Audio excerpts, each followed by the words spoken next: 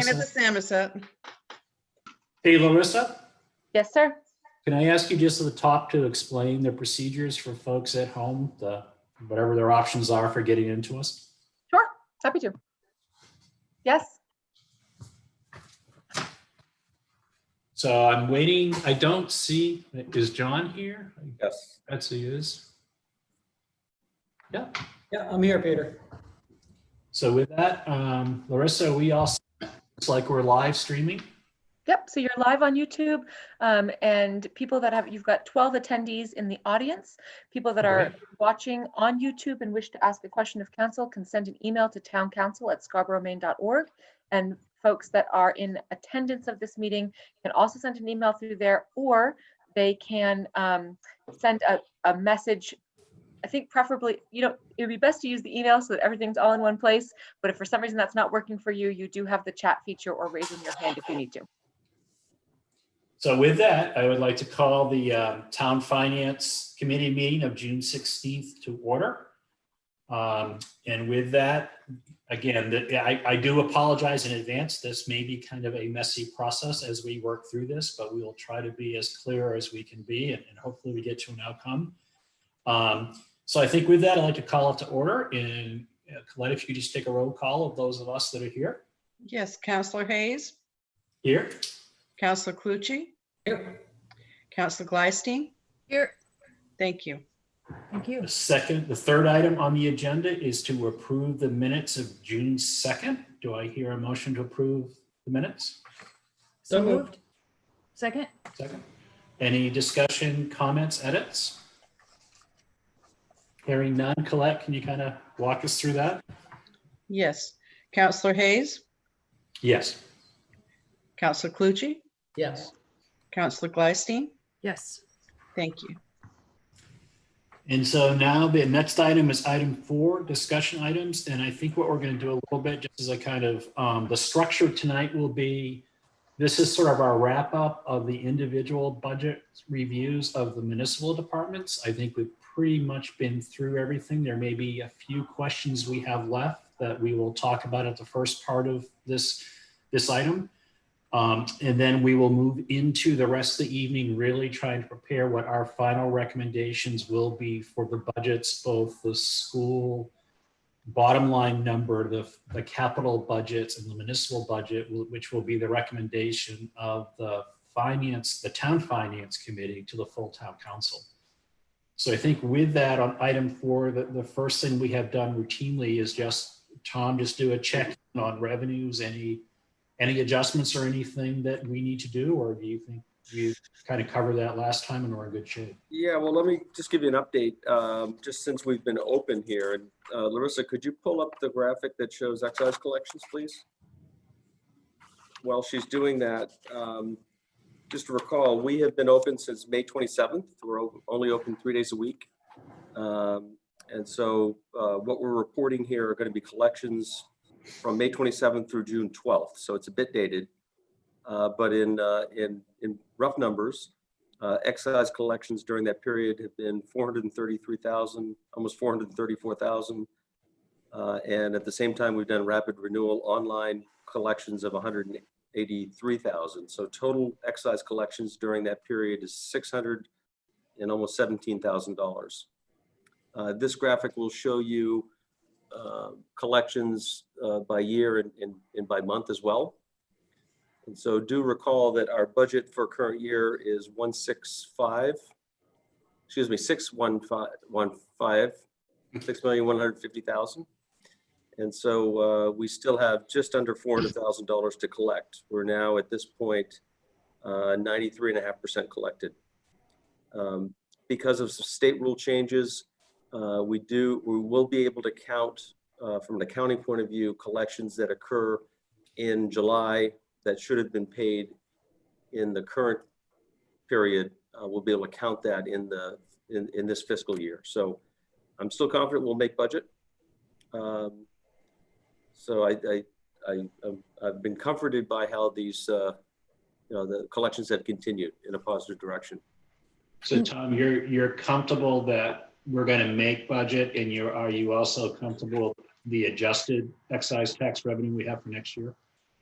Yeah, to make budget again would be 6,150,000, and Yep. by not really action, but we've downgraded the estimate by 150,000. So our expectation for FY21 is 6 million.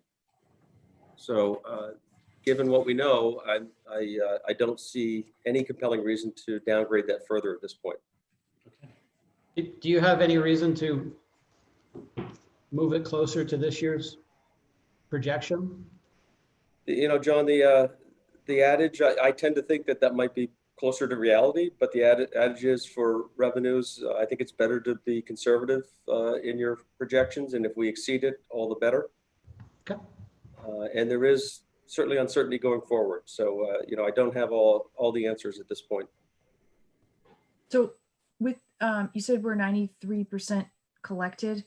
Yes. Without, if COVID hadn't have happened, where would we normally be at mid-June for collections?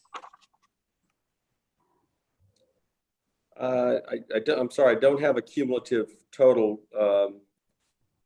Suffice to say, given our experience so far before the COVID situation, I expected by this point, we will have already exceeded budget.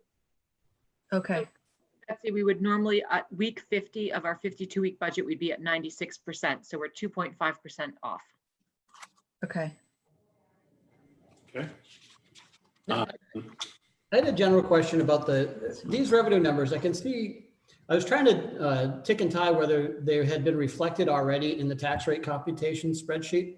It looks like at least some of them have, like the municipal revenue sharing, but can you confirm one way or another that the finance committee increase or decrease aside from revenue sharing, have those been reflected in your tax rate calculations? Yes, they have. Okay. The most recent tax rate calculation that was discussed and reviewed at your meeting, budget workshop last week, did include kind of the running total, so to speak. Okay. Okay, so everybody good with sort of revenue check-in conversations? John and Betsy, just kind of nod if you guys good. So that, I think, I know we've kind of moved some of the agenda items around. The next item is to really round out any questions either of you have on any of the other budgets we haven't reviewed. I know, John, you had a lot of interest in sort of community services. So I think Tom's kind of prepared we might be bouncing around a little bit in questions. I know I had raised some questions and I think Tom copied everybody. He gave some responses today. So with that, I'll kind of open up to Betsy and John. Do you guys have any additional questions on any of the individual budgets for the municipal side? So the community services questions, the sheet that's at the end of our packet, I went through that and am comfortable that that's reflected in the revenue calculations and the town manager adjustments. So I am good with that. I guess sole question that I have right now on the municipal side was, can somebody refresh me on what the reduced use of fund balance for negative $330,000 relates to? Early on, I believe as part of the first reading wave of adjustments, there was about $700,000 use of fund balance proposed. And since then, due in large part to some of the decisions made on the community services side, but also some potential expected expenditures that may occur still this month, I recommended that we downgrade that to $400,000. So that's the current use of fund balance at this point. Yeah, John, I think it kind of tracked through. It's been really a confusing process for me but I think Tom early on had made a projection of what he thought curtailment and other things were going to save at the start of the process. And then I think, as he just described, as he got closer to the end, he realized that all those dollars weren't going to be there and adjusted accordingly. But the big one was the discontinuance of the summer programming of community services. Mm-hmm. Right. But we're not double dipping, right? Because we itemized the community services in the appropriations and revenues. So this is other things that we're not going to, in addition to those. Yeah, there's two effects. One is effect in the current year, fiscal year 20. And then what you're seeing in that list of recommended adjustments that I presented last week and are in your packet again are the effects that carry on into FY21. And that's, Tom, isn't it because it just gets, because the program revenue that we would have gotten this spring, presumably for the summer programs, have always been accounted into this calendar year, right? And that's the vast majority. There are some that pay over the course of the program through the summer, but I'd say 2/3 or 3/4 do come in May and June, the end of the fiscal year. And that was part of Tom's surplus he thought he was going to generate this year, but because we didn't collect those revenues, that's why it impacted his estimate of how much surplus he's going to have for this year. I think the piece that I was missing was the community services breakdown has the FY20 budget versus the year to date. And I think where I was showing a disconnect was what was going to happen from the point you did the FY20 to date till the end of this fiscal year.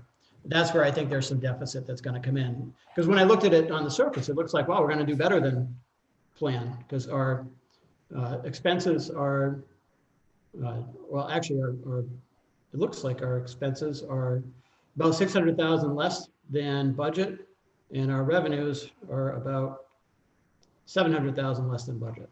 Okay, I'm getting thrown with signs then. I think that's where my problem is. And John, I'm pleased to circle back with you, and maybe we can get Todd Souza involved in the conversation just to make sure it makes sense. Okay. Betsy, any questions on the remaining budget items? Oh, Betsy, I think you're on mute.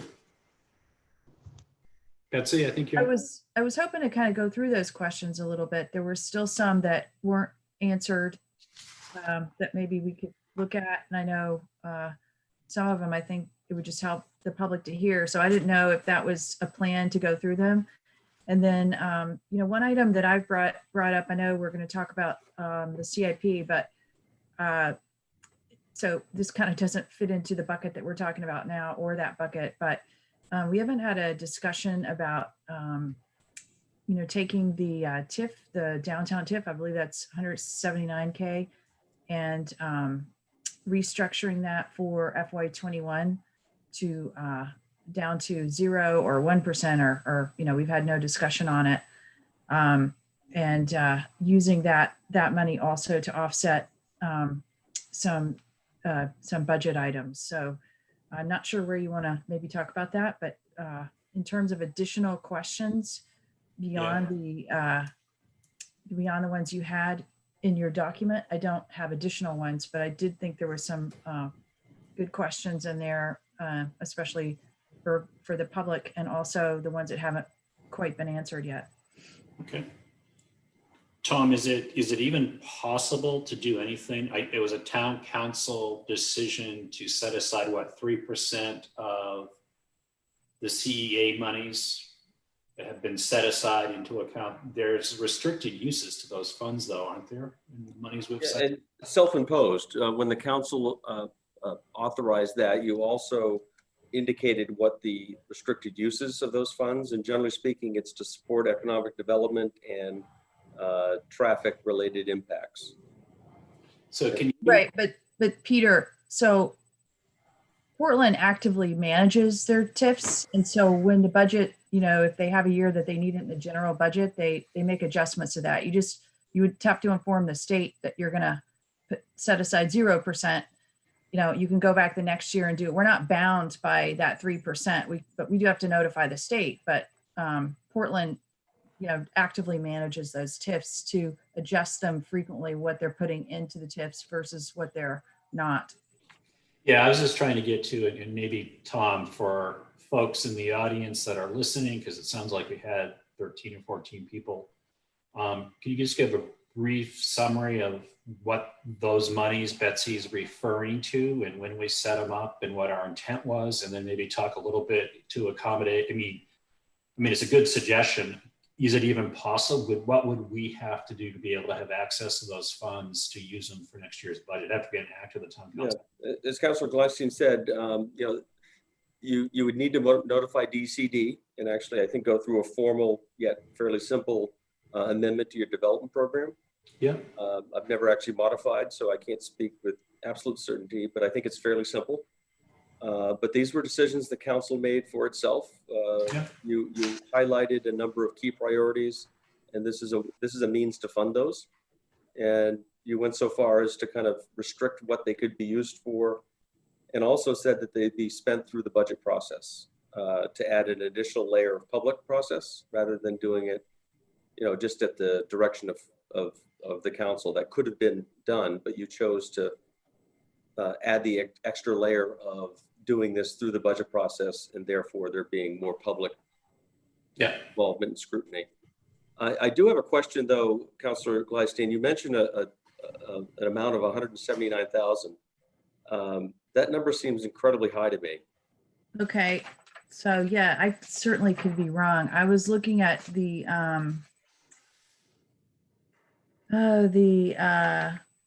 TIF increment financing districts on the the total tax rate comp sheet is listed at 179,740. The credit enhancements are listed at 1.271,188,000. Those obviously we owe based on the deals, the legal deals that pass councils.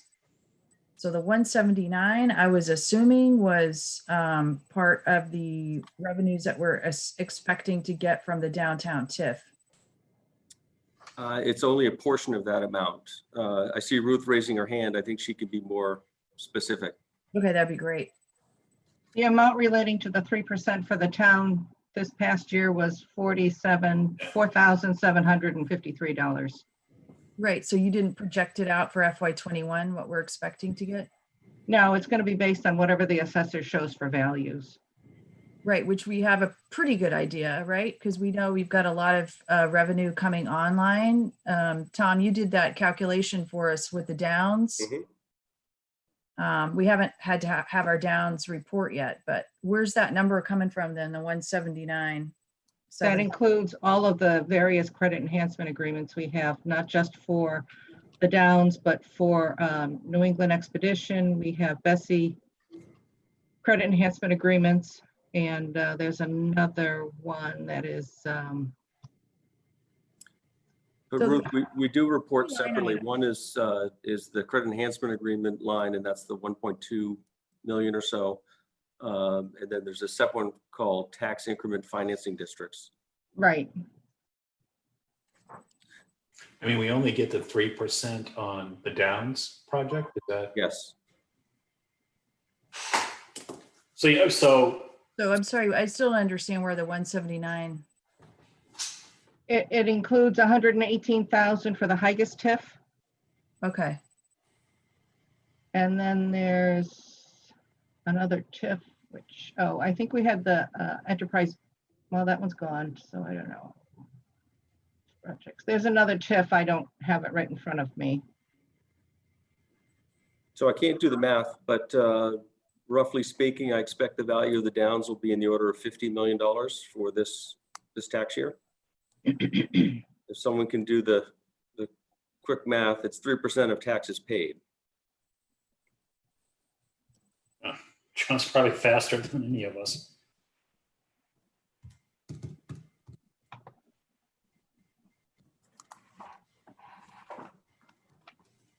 At 100, does that sound about right?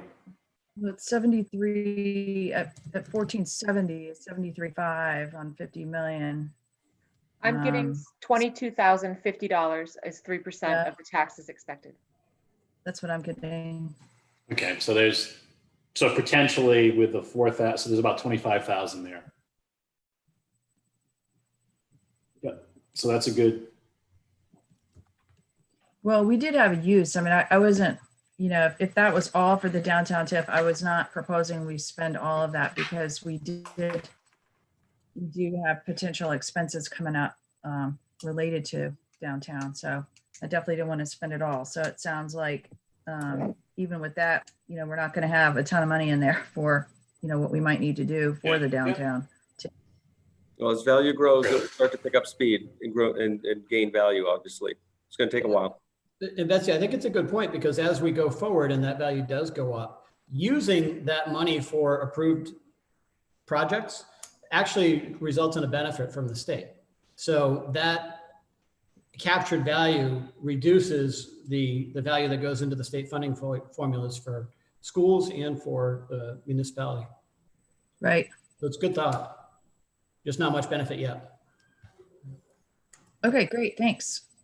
So I guess with that then, Betsy, I think you suggested, yes, some of my questions were, and Tom, you've given some explanations. Maybe it just takes, maybe it's worth the public just kind of going down through it. Okay.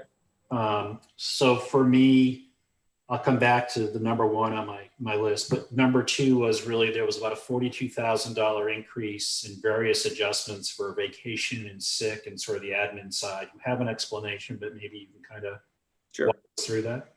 Yeah, a fair amount of funds, I can't be entirely exact, but were reflected here based on a potential contract settlement with the fire union. And so I'm pleased to say that as of this morning, the fire contract from the union's perspective has been approved for just a 1-year contract. And so a number of these, there's number of the savings that we'll be talking about later will actually show up in this line. So yeah, so this was the original. So everybody knows this was the original budget book, and what you're saying now, Tom, is a lot of that will go away with what you've got proposed. Correct. Those are okay. That's great. Other question I had, there was a pretty sizable increase in workers' comp of about $165,000, and you have an explanation for that, but it's probably worthwhile sharing. Yeah, insurance, particularly workers' comp, is based on a number of factors, including what's called an experience modification. Essentially, if you're a 1, you perform as they expect. If you're anything more than 1, it's essentially you're paying a percentage higher in your premium. So we went from a 1 to a 135. So we're paying a 35% additional cost. And it really has to do with some fairly freakish, unfortunate incidents with staff that required significant indemnity costs out of work time. And that's really where, in addition to medical, but it's really the out of work time that really drives up those costs. We do have an active safety program that keep these costs in line, but it was a huge hit. It was $165,000 additional cost to us this year. That go ahead. No, I was just going to say, but in prior years, we've actually done pretty well, right? Had there been some years where we had just really good experiences and had experienced pretty flat line or pretty nominal increases? I mean, I know we got some safety awards and other things. Yeah, we're in one of their best programs, we've got the SHAPE Award through Department of Labor, which is an indicator of our safety practices and protocols in place. In fact, I can recall during my tenure, we've been as low as 0.65, meaning we pay less than the average. So this is an unfortunate turn. It does take us 3 years to shed that. They look at 3 years of experience as they factor that in. So we're gonna have to live with this for a while. And a number of these accidents, again, we're unfortunate. We had a police officer on a motorcycle. Oh yeah, I remember that. That had some fairly serious medical costs. In addition, lengthy out of office time, and another firefighter that had lengthy out of work time as well. Mm-hmm. So it's certainly unfortunate. We're mindful in doing whatever we can to get those costs back in line. Tom, so who's our insurer? We are part of the a trust, a workers' comp trust. Yeah.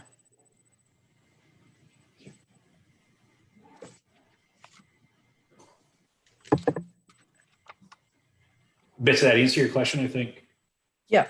Yeah, okay. Have we factored in any savings due to the shutdown?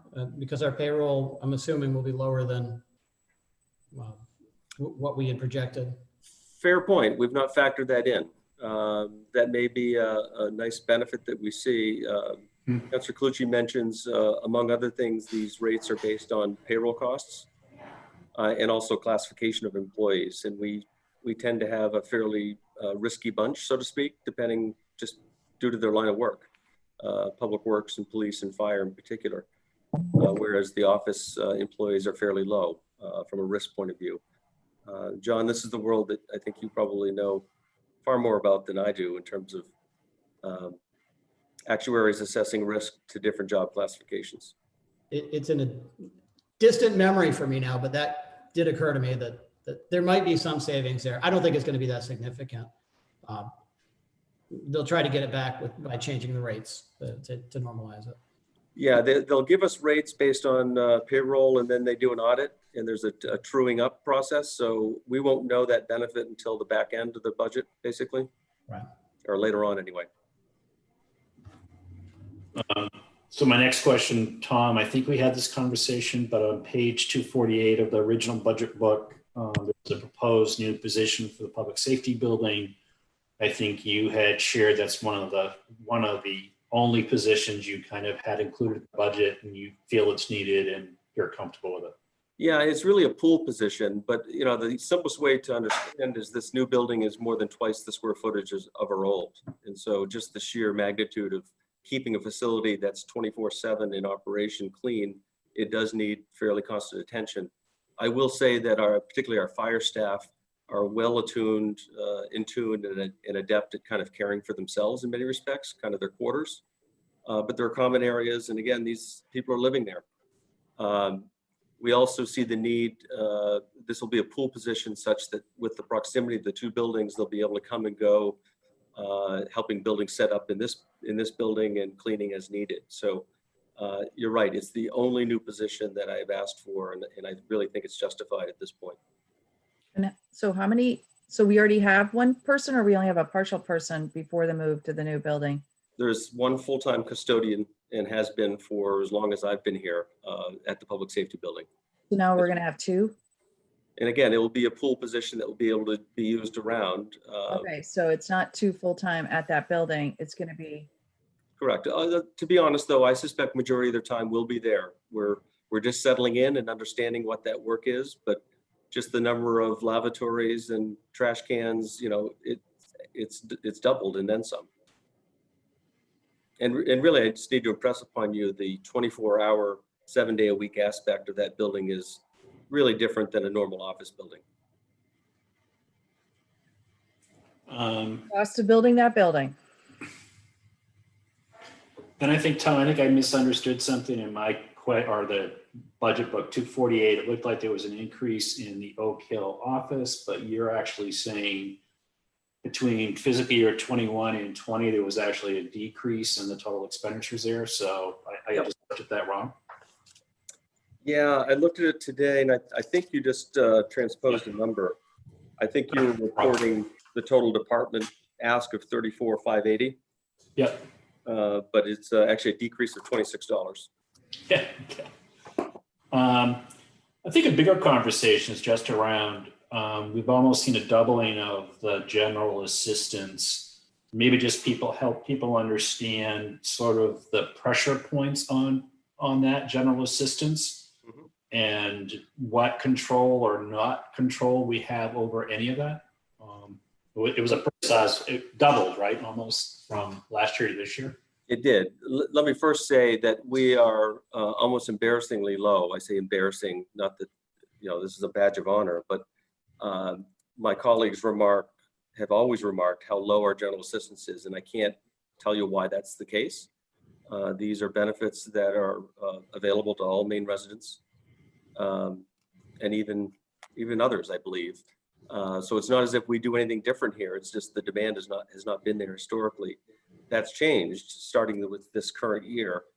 And I think there's been some new arrivals to our state, and a number of those folks have located in our town. Much of it, I believe, has to do with some of the housing availability, to be honest. But to answer your last question, we really have no control. These are state mandated rights that they're legally entitled to. There's a process that we go through to qualify them, and if they qualify, they're entitled to those benefits. The state does cover 70% of those costs. That's the trade-off. Okay. Okay. Tom, just really quick, is that the process where someone has to, you have to requalify them every month? I don't know the frequency, but there is certainly a requalification. It doesn't just start and go forever. Yes, there's a check-in and a requalification. I don't know if it's exactly monthly, though. And so far, from a staffing standpoint, even with the increases, you've just been able to, the department has been able to just, I don't want to say eat those, but has been able to ramp up to cover the additional workload? Yeah, we're blessed. We have a shared services. We have an employee that comes in. There are some very limited office hours, but more often not, it's by appointment. And our HR staff here at Town Hall is able to receive a phone call or someone walking in. Oftentimes we're able to get them started, and then we schedule an appointment. So yes, we've been able to absorb the additional demand on service within existing staff. Okay, great. Thank you. Mhm. I think for me, question 7 had a lot to do with community services, but a lot has changed since then. So I don't think we need to talk about that. Question 8 had to do within community services, 2 changes in salaries that were a little higher than normal. But Tom, you had a great explanation. It really had to do with some staffing changes and other things. And I know you've reviewed those budgets pretty closely. You're comfortable with where those are? Yeah, essentially what we did for the public's benefit is we had 3 kind of division managers. We had someone leave, and we've decided to reorganize the management structure. And so we're down to 3 managers. Two of them picked up some sizable additional duties, and there was compensation that flowed. I believe there's a net decrease to the total budget cost when you consider the reduction of a 4th division manager. So far, so good. Time will tell whether we're able to sustain that level of structure, if you will, but so far so good. Then I had question 10 had to do with the EMT full-time. We've had lots of conversation. We actually kind of reviewed that during the public safety conversation. So I think we're good. Similar to question 11, which really had to do with Higgins Beach, and we have solved that rubric too. We had a conversation about it. Okay. Question 12, again, just had to do with the Prouts Neck Reserve Officer, and that's funded. I understood your question. It's funded. There's offsetting revenues to the increase. It's what we needed to do for the staffing. So I think with that, that was my question. The only other question that I skipped was just, and it's probably a conversation for another year, but in the SEDCO budget, whether there's any chance that there can be an assessment with the developers to help fund some of that, because a lot of it has to do with growth and development. But it's kind of late in the game to be having that conversation. I don't know, John and Betsy, how you feel, but it was just a thought. But it's pretty late in the game. Tom, do you have any reaction either to? My only reservation is, and Peter, you and I have had this discussion through the years, SEDCO really sits uniquely between the town and the development community. Yeah. And that can be an awkward position, but it's the organization was set up intentionally to be a step removed, if you will, to maintain confidentiality. But at the end of the day, though there may be some support for the business community, I expect the town's interests are being represented in the work. And so I'm a little concerned, more than a little concerned, by having business help underwrite that for fear that the sort of advice and analysis done, may be biased or slanted in some way. I think there's some purity of having tax support for that. John and Betsy, any thoughts, comments on that? Can you repeat what you're suggesting? Sorry, can you repeat what you're suggesting, Peter? Well, I mean, this, when I asked this question, it was back when I thought we're going to be really looking for ways to land at a good number. It was just, the current budget's 243 for SEDCO, whether a portion, some of that could be some type of assessment to the developers or business community, because you're right, Tom, perfectly articulated. It is kind of, at times that role, SEDCO, their agenda is growth and development and bringing development to town. It helps the town, but it also helps the developers and parties. I don't know what other communities do. We're somewhat unusual as SEDCO, Tom, or do other communities have similar? I'd be surprised. Harvey Rosenfeld before Karen and Karen is very often consulting with other communities that are looking to move from a municipal office to this kind of setup. And it really has to do with that one step removed. There's a lot of particularly early interest from businesses that want to maintain confidentiality. And everything we do here, most of what we do is in the public eye. And so there's some value in having that step removed, if you will. Am I mistaken? I thought that the downtown TIF, one of the approved expenses or uses for the town share was to fund SEDCO expenses. Oh, There's kind of a built-in mechanism as that continues to grow. I think a larger portion will be funded by, I guess, growth in the district, which is indirectly, from businesses. There's also another legal financial vehicle that I'm interested in exploring is business improvement districts.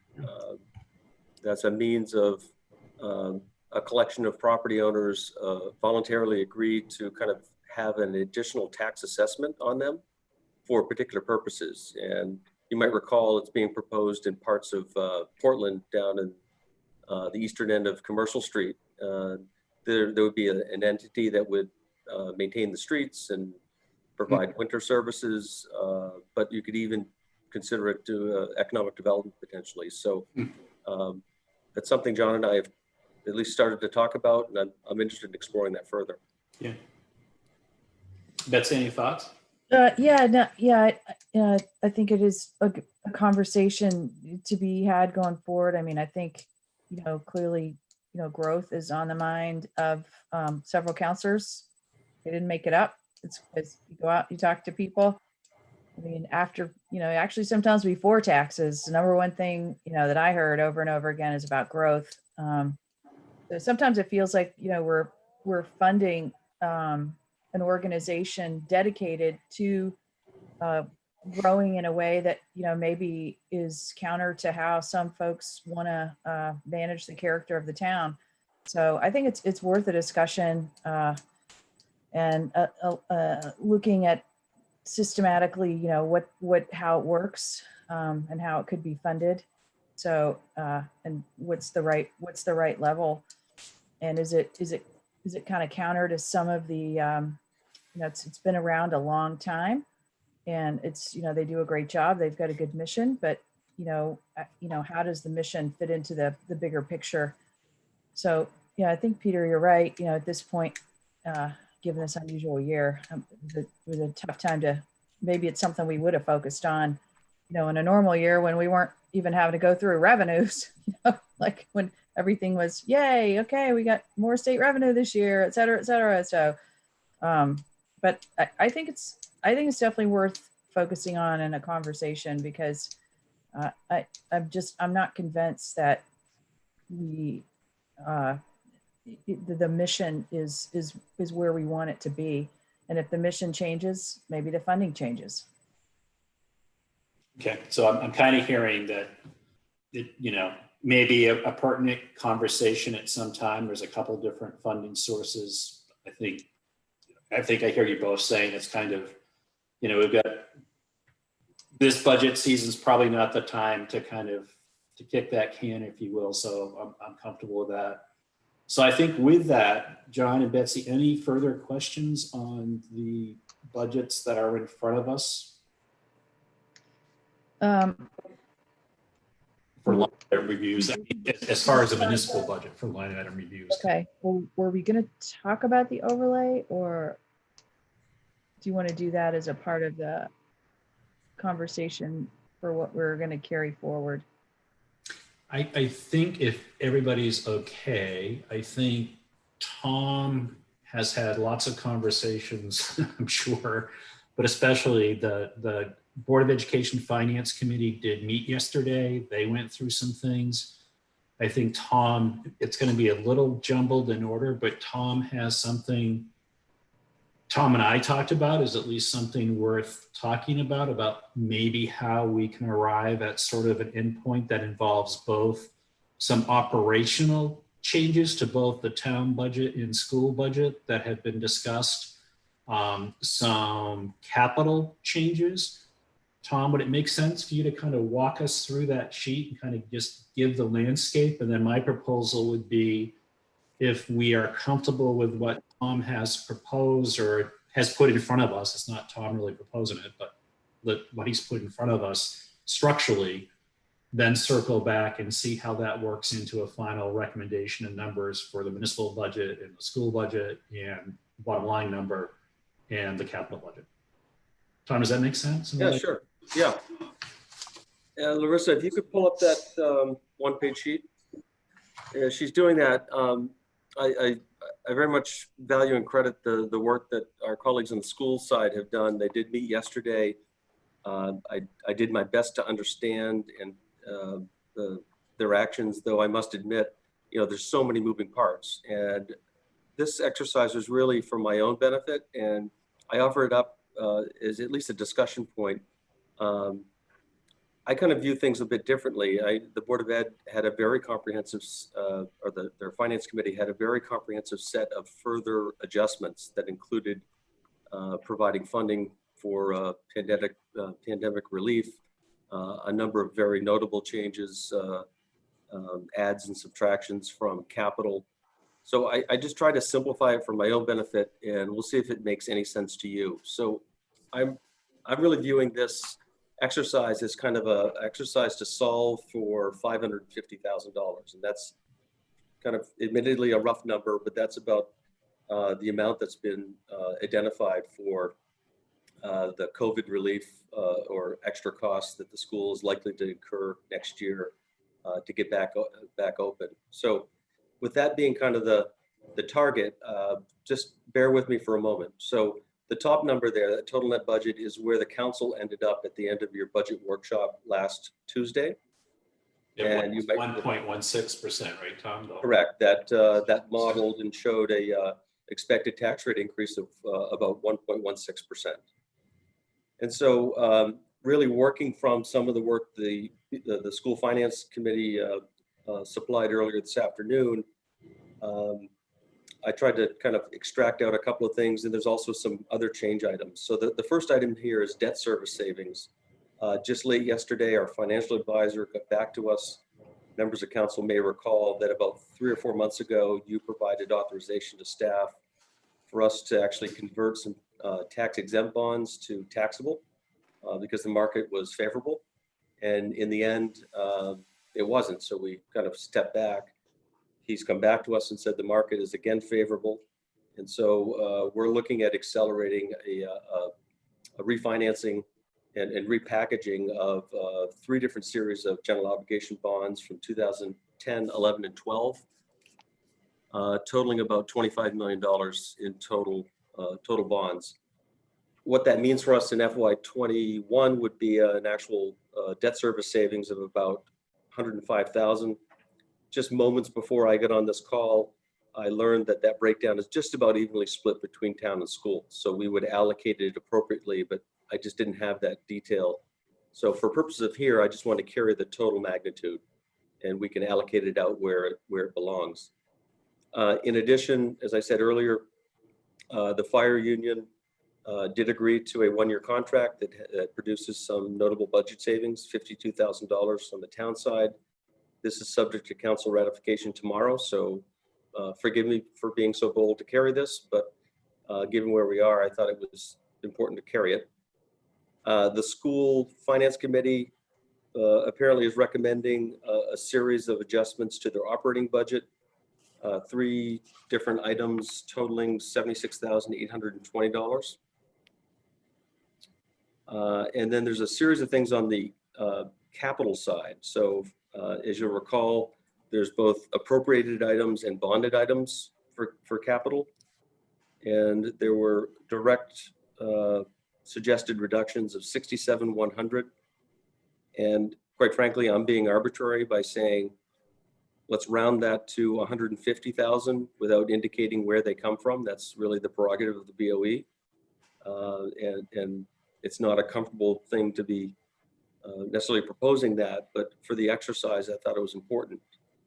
And then the final piece I'd suggest is consideration of moving the middle school tech refresh from appropriated to bonding.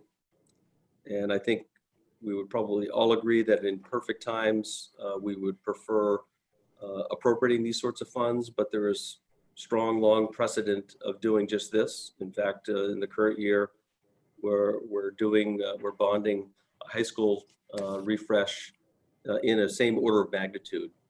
And just keep in mind, when we say bond, we would bond for no longer than 3 years at maximum. So we have the ability to look at the different elements that we're going to bond for and vary the different life of the bond. And obviously we're mindful of what it is and its durability, if you will, and don't bond beyond its useful life. So this would be a very quick turnaround, but it does have a positive effect to the bottom line, so to speak. And so just that string of things I've walked you through, some of which came from the BOE, other ones are the town elements that have emerged just in the last handful of days, get us darn close to that 550 target, within shooting distance, I would say. The school also is recommending a sizable reduction in their capital projects to be bonded for a total of $557,000. That really has no effect on kind of the bottom line net appropriation needed. But nonetheless, I think it's a very important effort that they undertook and one that should not be overlooked. And I recommend you consider it. So the one thing that I left off this sheet is that I don't mean to suggest that we reduce the net budget by that amount. I'm suggesting that money go to fund, and I think it's unfortunate that we're now, isolating funding for COVID, but I guess that's what it is at this point. And I don't know if Ruth Porter was able to do it, but I asked her to prepare a tax rate comp sheet. You can expect that the bottom line will be very, very close to where you ended up last week. It's going to be within, a 1/10 or 2%.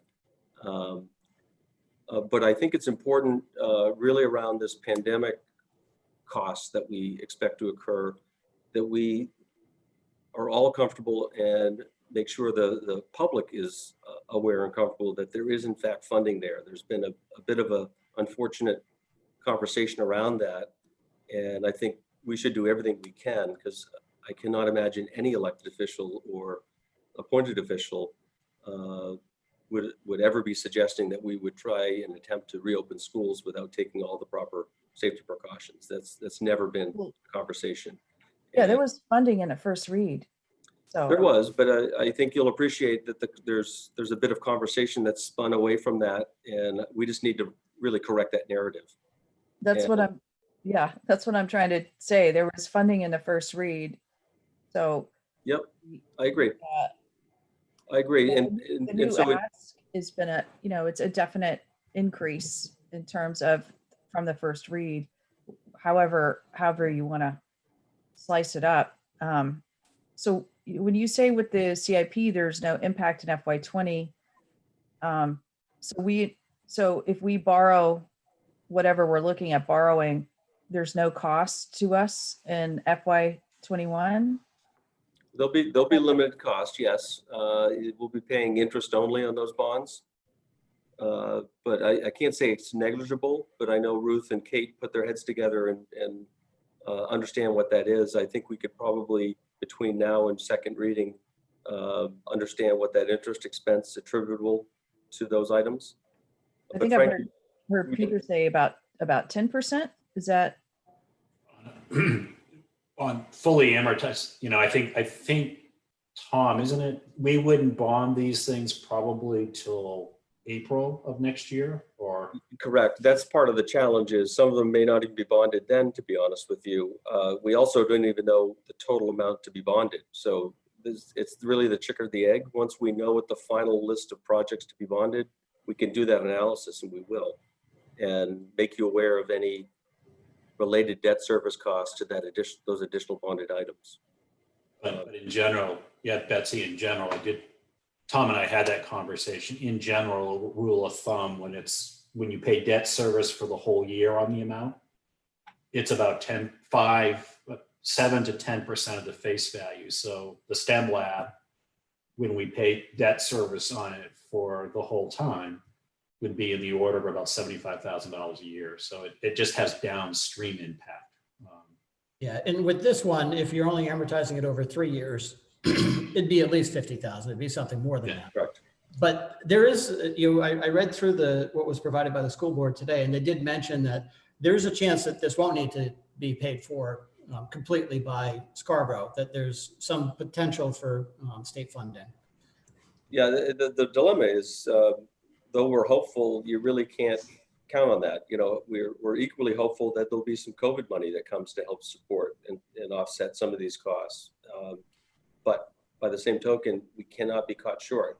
They are making arrangements as we speak to get things ready for students in September.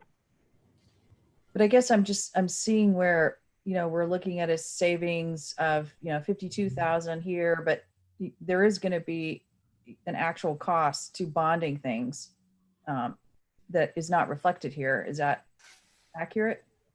That is accurate. I will give you those costs once I know which items you wish to bond. Yep. Right. Yeah. I'm just looking at total net budget, but that's going to change depending on what we are looking to bond. Is that accurate? It is. I'm just showing you that there's a potential path forward if you wish to take it. Right. I'm just trying to understand it. And it's, for me, I looked at what the school board sent, or the finance committee sent. I'm having a really hard time reconciling what I saw there with what I'm seeing here. So that's nothing to you. I'm just trying to reconcile. I think they were also asking for, which I couldn't quite understand. I know they had $100,000 in for the engineering study. And then I think they decided to change that to be a $275,000 ask. Additional ask, yeah. So what are you saying additional? I guess because my understanding was they'd like to take the whole thing out of the school impact fee, the whole 375. But I thought with the original budget, they were asking for 100 and then seeing if we could fund 275 out of the school impact. But then the new document they sent, it sounded like now they want 275 appropriated. I couldn't follow it. So maybe somebody can explain it to me. Yeah, let's, I mean, we need to come back to that particular line item, but you're right. I listened into them last night. They have 100 that's in the numbers that Tom shared at the top. Mm-hmm. They have asked, as they went through this, another 275, which brings it to 375. They did ask for it to come through impact fees, which we haven't had a conversation about. But if we could, all I'm trying to do here, or we're trying to do here, is just Tom was kind of given a placeholder of a potential pathway that gets close. We still need to talk about some items. Tom, the other thing I didn't see, I did read too that they did reduce the number of buses requested from 3 to 2, didn't they? Yes, and I believe that's wrapped up in the. But that was bonded, not appropriated, right? I believe that's part of the 757. Admittedly, I really didn't have enough time to get fully acquainted with their work. Okay. So just from a first reaction to Tom's proposal, is it reasonable? I mean, is it a framework that we can work with this evening? I understood that path much more easily than trying to work through the school department changes. And it's high level, admittedly, but I do think we don't need to be making detailed decisions for the school department. I think Tom funding a portion from concessions on the municipal side, I think is good for you. And I think you provided a path for where we can make up the rest. So from a COVID perspective, yeah, I'm comfortable with earmarking the funds in the way Tom proposed. I would even like to go so far, it's really just an internal document, but we've all become familiar with the format of the tax rate comp sheet. To my point earlier, to make sure that everyone appreciates there is funding, and to kind of answer this confusion that seems to have occurred over the last week or 10 days, is I'd like to kind of call that funding out separately, like we do for adult ed and nutrition. So it's there for everyone to see. You know, the challenge is if it's wrapped up into their operating budget, it will be in 25 different places and hard to kind of pinpoint and identify easily. I really like that on the, you know, when we do a second read and have the budget order, actually carving out a COVID line. If I think that's something that we could potentially do, or at least research, and I think it would help create clarity. Well, the other benefit of that is the volatility of, you know, an extra $550,000 that hopefully we don't need in FY22, but who knows?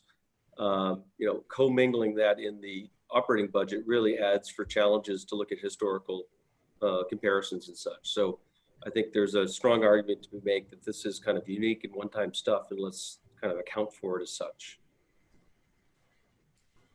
Betsy, any comments, thoughts?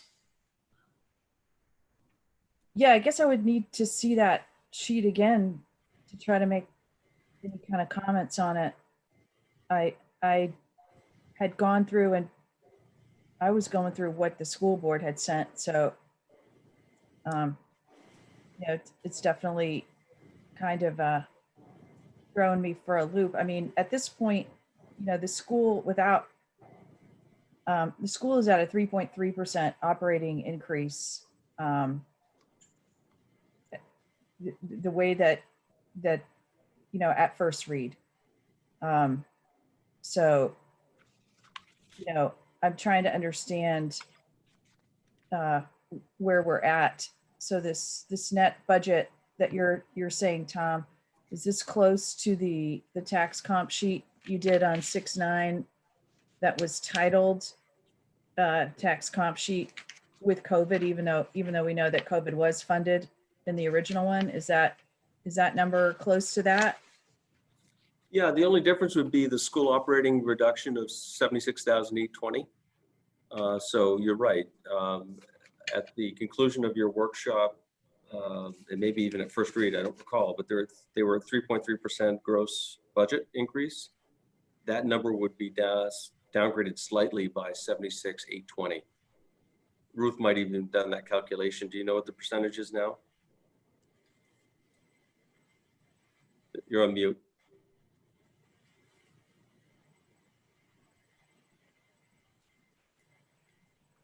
I always hit the wrong button. The percentage of, I have 20 screens open. So just be reducing their gross by 76,820. What's some of the It appropriate? would be a 3.1% increase. So Well, Betsy, So the one was a 4.4% increase. that was with that was with the additional funding for COVID. Right. And that's what Tom's proposing, right? No, Tom has found additional savings, so it fully funds what they were asking for COVID, and it's paid for by these items. So the net, what was read on 6/9, the 1.16, this is going to come in slightly below the 1.16 at this point, right, Tom? Yeah, It's going right to in be the vicinity. virtually. Yeah, it'll be a couple of, it'll be a tenth up or down. Yeah. We'll figure that out for you. But again, this was very rough and you know, Councilor Gleason, if it helps, there are 3 numbers on this page that came directly from the BOE's Finance Committee's worksheet. The first is the change to the operating, which is 76,820. The second is the 67,100 reduction in capital appropriated. And the last is the 757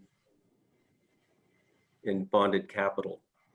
And admittedly, I've taken some liberties here. And I was just, again, for my own benefit and hopefully for yours, this was just an exercise to show you how we might close this gap.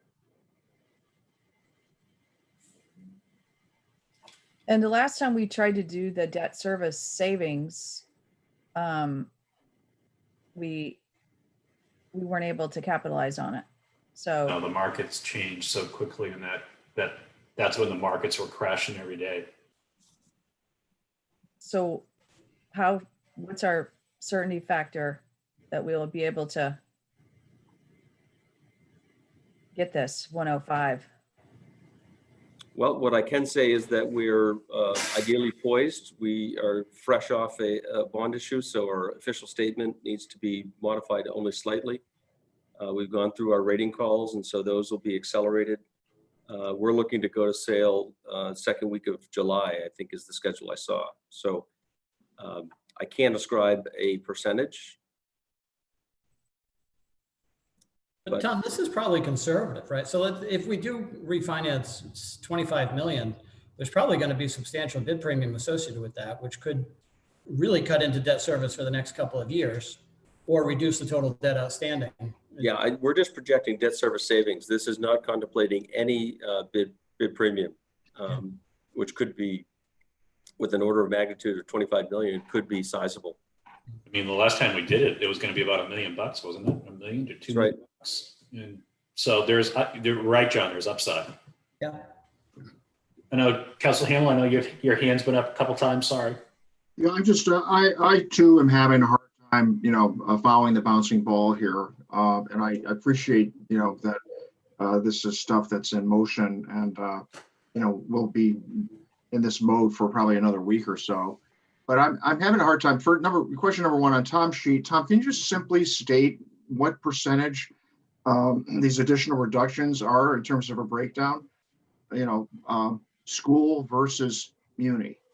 Just, because what we tried, is, at least what I recall we did, trying to go back to even modeling 0%. We said we do use a break that was roughly equivalent to the school and the municipal portions of the budget, or 60-40, something like that. Is this roughly approximate your sheet here that we're looking at? I think the answer to that, Don, is the only thing that comes off the town side is Tom had said about 50% of the debt service, so that's 50,000. We own it. What comes off our side is a 52,000 on the fire contract, so that's about 100 of the 500. So okay, so that would be 80-20, right? By my math, something like that. Is that right? Yeah, School muni. that's right, Tom? Everything else is. Yeah. I guess to answer the question, I would look more for comparative purposes on kind of share of the load on the operating side, not including capital. But these two savings are things I freely bring to you. These are things and products of the council's work and their actions, and frankly, an opportunity with debt service savings. So, I do feel as though I've been pulling my share and then some through this process, but these are ones that I think we would be remiss not to acknowledge and fold into the challenge here. Yeah, Tom, thanks. Not my comments were not intended to be critical. It's just simply to try to verify my understanding. But I do get a feeling, and we haven't gone through the whole meeting yet, so I don't want to jump to the end. But we have been here before. We kind of had a task that we each had to follow, and we come back with a certain result on that task, and the school does as well. But we don't seem to be moving in parallel in the same direction. So I'm going to wait to see where we come out on the whole thing and try to tie that back to where to the June 9th number of the 1.16% tax increase. But I'm still I'm sitting in suspense. Well, suffice to say, Councilor Hamel, I believe the end result, and I know we need to report out and properly allocate our equal shares, if you will, but the end result is very close, within 0.1% where we ended up last week. Great. I think the effect on the town side will be below 1% on gross and almost 1% down on net, and reducing the tax rate by 14 cents or so is my expectation. Ruth is probably working furiously to prepare that right now. If we don't have it today, we'll have it first thing in the morning. And just keep in mind, we're working on information that was received at 11:48 this morning, and I don't fault anyone for that. We're just really working on the fly and trying to put this and make some offer a coherent path forward. Thank you. Thanks, Tom. I think there's. Councilor something- Katarina? Oh, sorry, Betsy. Go ahead, sorry. I'm sorry, and I'm sorry, I didn't realize the bells were clanging. So I just plugged myself in so you don't hear them. I can't shut up. I just can't. I looked at the numbers that came from the school board at 11, whatever this morning, and I was flabbergasted. Having been on the council since 2013, it seems like every year, Tom does a fabulous job of trying to make up for other people's deficiencies. And I don't mean that in a pejorative sort of way, but literally. This municipal side is, doing what we need to do, but I still don't see the school side really doing what I felt they needed to do. And I was very disappointed to see that they added back 275,000 for some long-range planning, which I assume is related to their new school projects, which is all fine and dandy in a regular year. But to do that in this year, I think is politically crazy. I really feel very strongly that, okay, 100,000 to do some preliminary engineering makes sense, but 275,000 is too much. They don't even know where they want to put a school. They're in such, it's just starting phase. I would probably support a new school at some point, but granted, what they're saying themselves is, this is 5 years down the line. And of course, 5 years down the line, who knows where the schools will be, need to be fixed or added to, because we have a middle school too that's deficient in many ways. But I was just appalled, to be honest with you, when I saw what came out of that school finance committee, and I just can't be quiet about it. I'm sorry. So I would hope that the schools would come back and do something about that 275. That would make me happy. And then the municipal side doesn't have to make up for those deficiencies. That's it. Thank you. Thank you, Jean Marie. Yeah, I think I'm really, it's hard to digest this, but yeah, this is the year that, I don't believe we should go forward with the library engineering. Things are changing. I think same thing on the school side, even though, out of everyone on the council, I've probably been a little more open and pro to the consolidated school, but this year things are changing. I think even board member Gill said, what's it going to look like? I think we have the same questions on the library front. What's it going to look like? When people are going virtual now. I think companies are asking these questions. How much are we going to move to a virtual world? This is probably not a year to embark on those types of studies. So I'm seeing money on both sides in that I personally am not supporting. I honestly don't think residents support those things either at this point. If we can take some out of impact fees, if they determine, what's that going to look like? There's things that need to be studied. I have been a supporter of using some of the, I believe there's over $1 million in the school impact fees. If we need to change an ordinance, to do that, I think that's something the ordinance committee would probably definitely consider in order to that, I think we all discussed that ordinance has not been updated for quite some time. But yeah, I'm at a place, we've talked a lot about concessions from our unions. It just seems like, we're back at, we eke out a little money here, we eke out a little money there. Hey, we're going to refinance and everything is solved. I don't think we know what these expenses are going to look like. 550, is it 5 million or is it 550 or is it 50? What are all these expenses going to look like? I have been a proponent of trying to establish some type of an emergency fund, where we could fund it hopefully with some revenue from, from other sources in the state. But, we're just trying to talk about, we're all worried. So let's put a bucket of money into this. And I'm just not convinced of, where we need to be with this. I think what the school has done is they have funded, the programming, they've funded, the positions, they've funded all their COLAs, all their raises, that's great. I'm very happy for the students of that. But I don't see, what's going to happen here with the fact that we're funding sports, but I think, Tom, maybe you could speak to this. We're already revamping buses. So we're already in a phase where we're doing some things for COVID, and yet, we're being asked to kind of put a stake in the sand, and yet we could be needing a whole lot more money. And we're also still at the same time, we've seen concessions on the town side, not on the school side. And then also at the same time, we're saying, well, we need to do engineering studies, for libraries and new schools. This is a slowdown year in my book. And I'll beat the growth drum again, which is one of the issues is, if we slow down growth, then, we may not need as much as what we think. And especially if we change to part-time learning, who knows how much that's going to cost and what that's going to look like.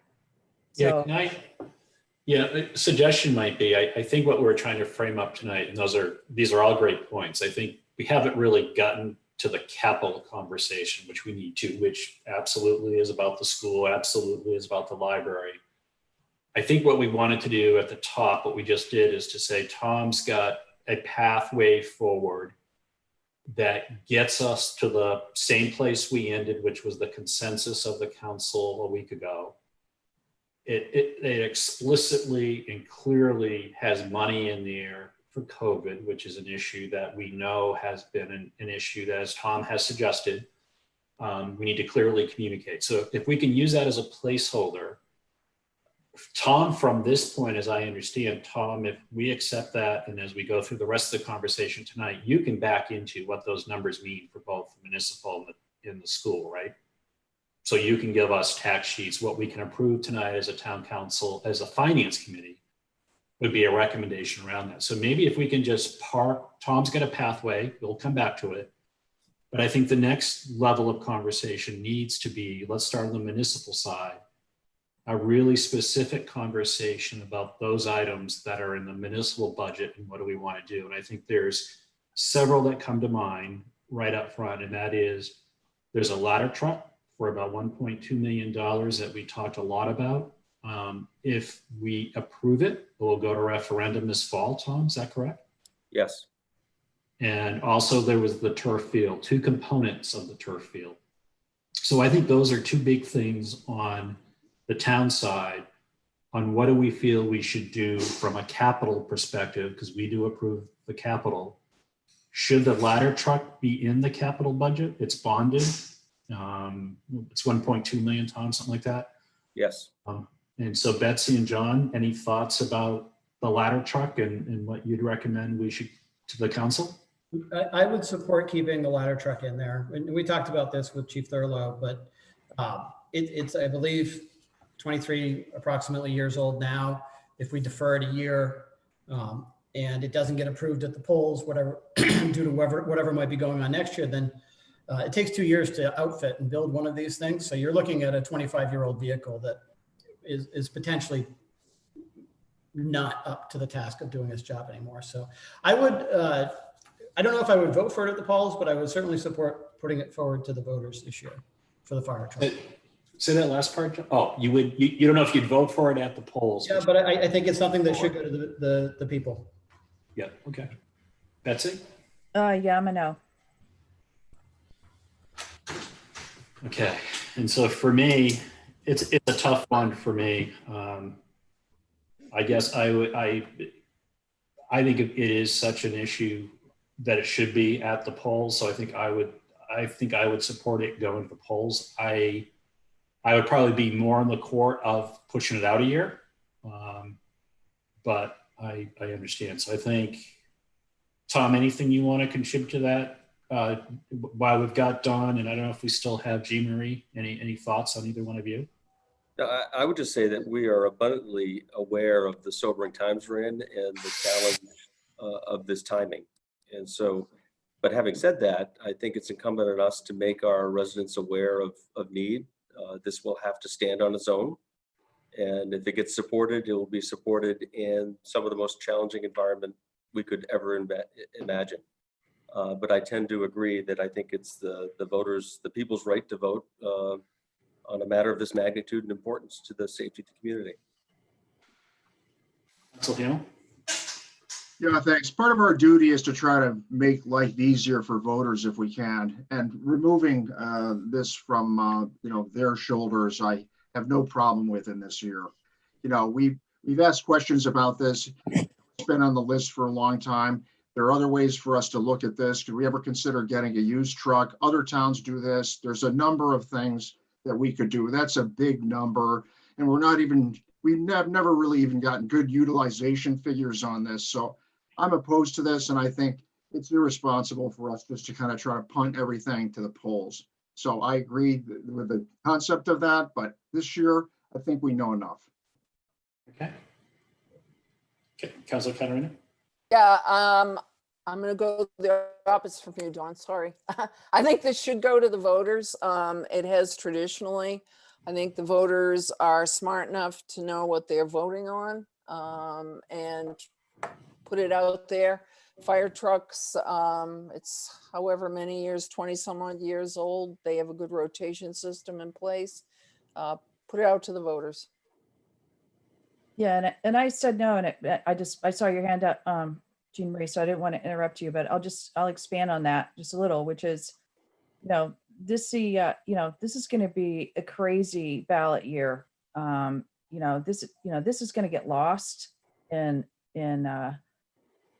state and local and national politics. And, this is a year that coming up, we have no idea by September, October, we could have a lot of people who have not been able to pay their taxes. And, Peter, you said, maybe push it out a year. Like, we know we can't go forever without it. But this is a year to not put things like this in front of the voters.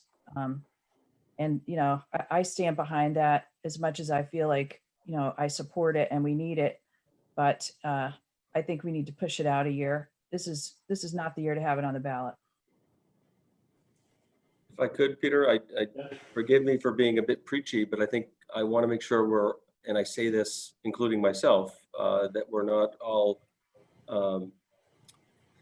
inserting our own perspective. I do think something with it as clear as a ladder truck and the purpose it serves is something that's easy for residents to understand. I can't say that with other projects necessarily. And so this is one where I think it should be fairly clear, and I appreciate it'll be down ballot, but we'll also have probably record turnout. And I do encourage you to put it to the voters if at all possible. The last thing I'll say generally about anything that goes to the voters, though we do include it in the capital budget and you are approving it as part of that, the town council, the real pivotal vote is sometime in late August, early September, when you actually approve the ballot. That's the vote that matters.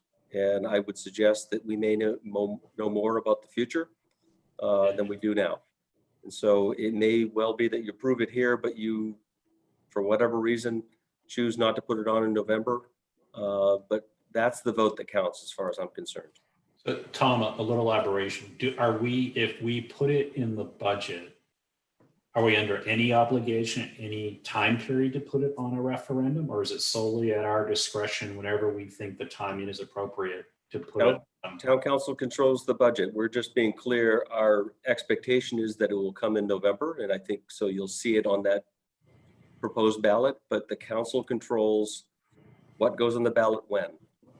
So we could push it out if we decided November wasn't right, June wasn't right, we could push it out to the next calendar year. Yeah, I'm not even sure if it needs to be through the budget process, but I think it makes sense to include it on your 5-year capital plan so you see it in the context of all the other needs. Again, I believe the controlling vote is when you approve the ballot. So from my perspective, John, and I'm sorry, John, go ahead. Yeah, no, I was just going to say, it's, part of our fiscal policy is to have it on the capital budget before we fund it. So I think it should be here. We should talk about it, but I think that's a good point, is that we have another opportunity to say no. Yeah. Yeah, I think that's a good point.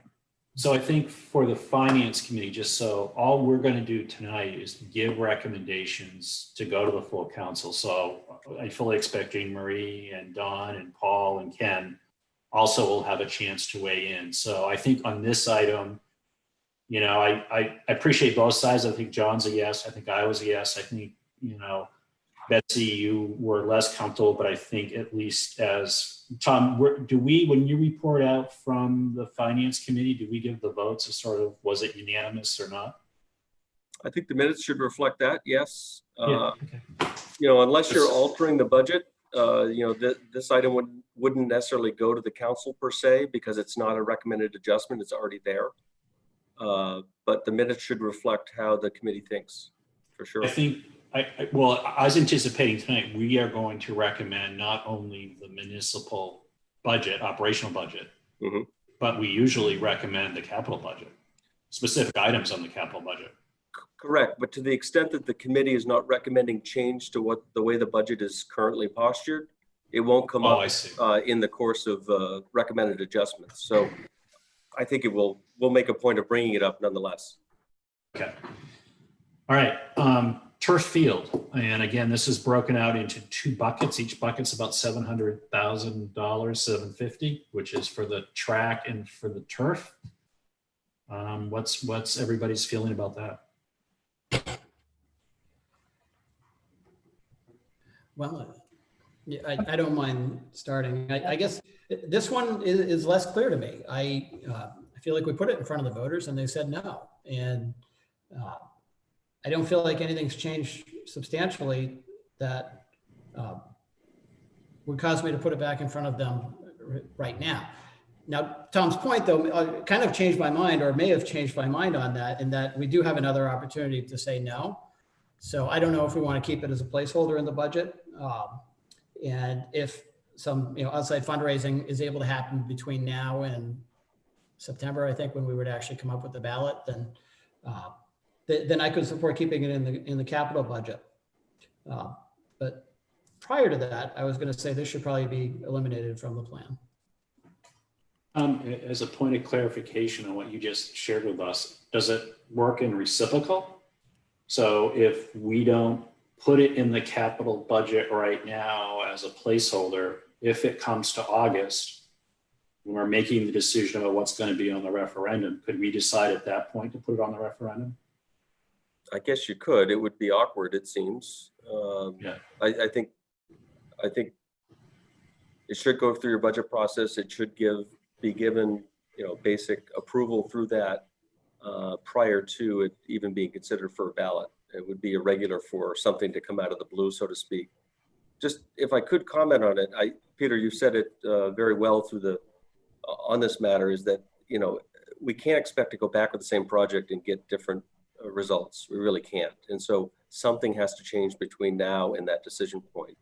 And there's been a lot of talk around seeking corporate sponsorship. I think Chairman Johnson's made some progress in that regard. I don't know the particulars of that, but there would need to be some serious effort between now and then for this to have any chance of success in November, I think.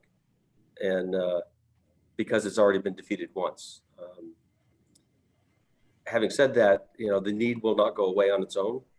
And luckily we didn't have, I'll say luckily, there were no spring sports, so there's no further wear and tear. But ideally this would get support in the fall, and it would be destined for construction in the spring. So spring sports presumably would be relocated next year. That's the timing.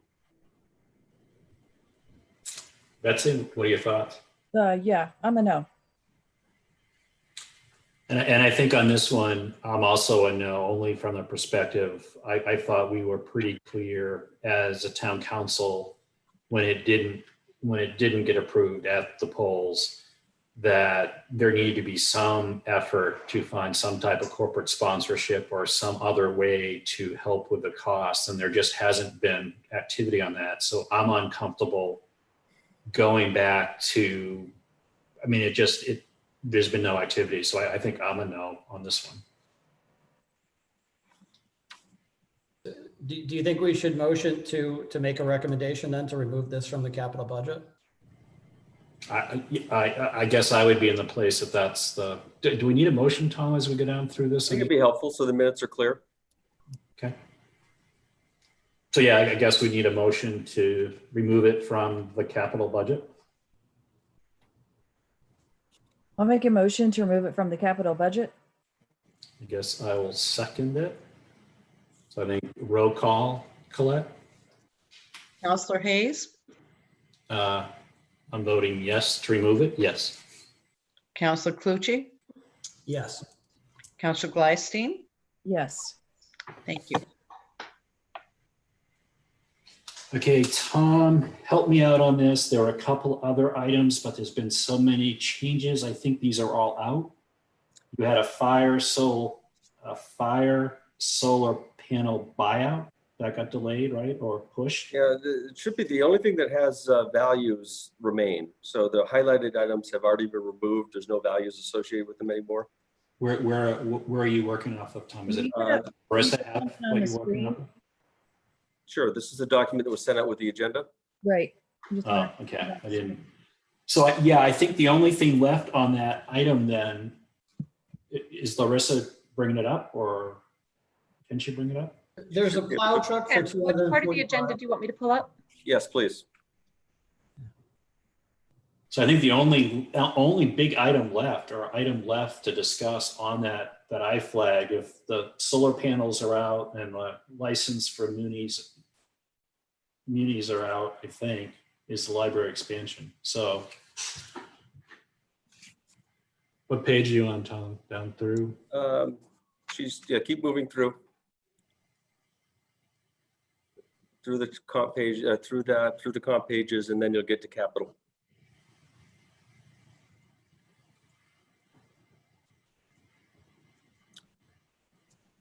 So that's the first page. If you keep scrolling, you'll see ladder truck on the next page. That's already been discussed. Yep. So that's clean. Yep. And then here are two items that still remain. This is a generator plug. I think we spoke to this earlier. It's still in there as appropriation. It would be a tremendous thing for us to have the ability to be able to support all operation systems in the event of a failure. Yeah. And then the air handling unit, this is a unit that's in the ceiling right above outside the superintendent's office that has been leaking. And so I really do think it's something that needs attention. Yep. Yeah, I remember that talk. Okay. Hey, everybody else okay? Yep. Yeah, just talk about the turf. Yep, turf track. And then so the next page you'll see, nothing there. Yep. So the munis are out. Yep. So there's a plow truck. Anybody have an issue with the plow truck? Nope. Okay. And then this mid-level road rehab, I think Mike Shaw provided you some context in terms of the amount of funding that we really should be making. This is less than what we should be otherwise, but it's important to really stay on top of this. If we don't take care of our roads, the costs are exponential.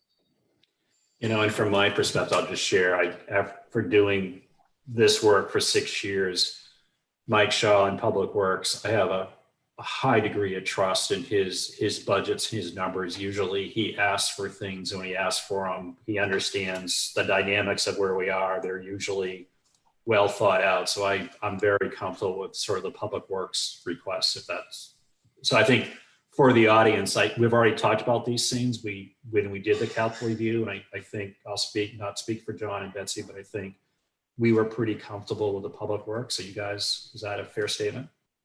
Yep. Yes. So then comes library, and as the Finance Committee may recall, sometime after the budget was submitted, the library trustees came forward and modified the request for, I believe, $125,000 instead of the $350,000. And we've since learned that this item is not eligible for bonding. So if you choose to fund it at 125, it would need to be appropriated. So Tom, so where is it now? Is it not in appropriations? So it's an add-on to the numbers we reviewed tonight? I believe so. Ruth, if you're listening, is that correct? It's still postured this way in the budget. You nodded yes. Okay, I can't see her. Oh, yeah, I can't either. So sorry.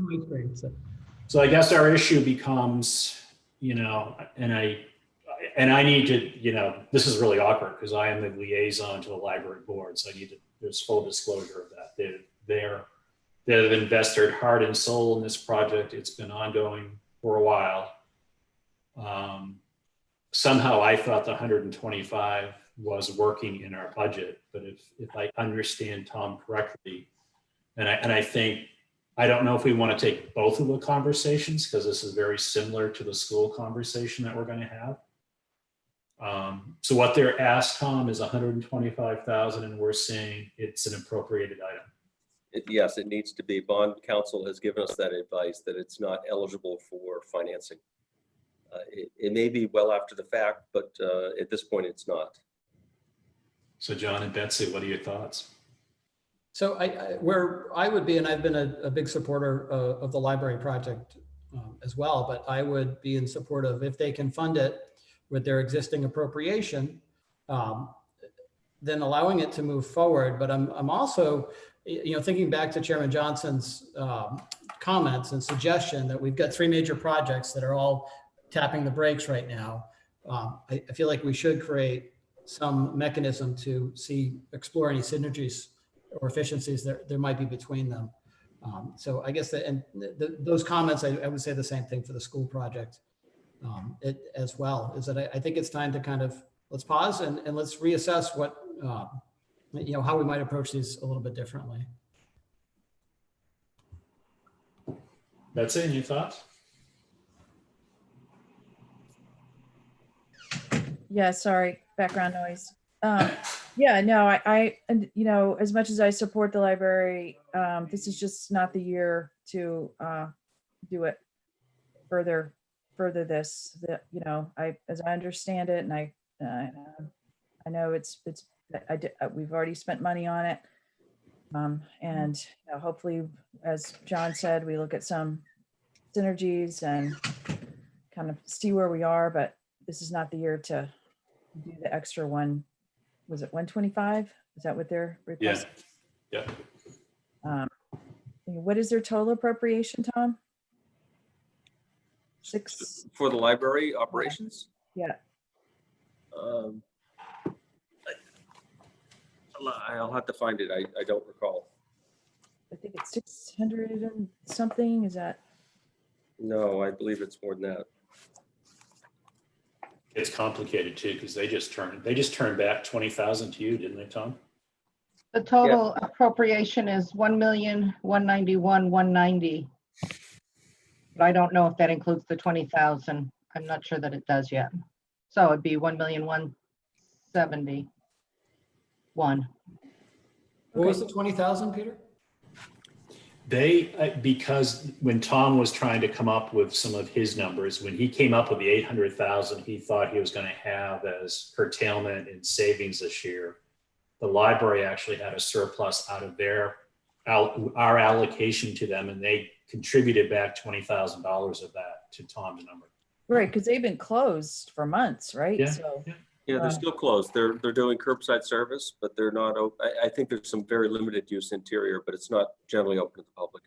right. So, I mean, this really tears at me.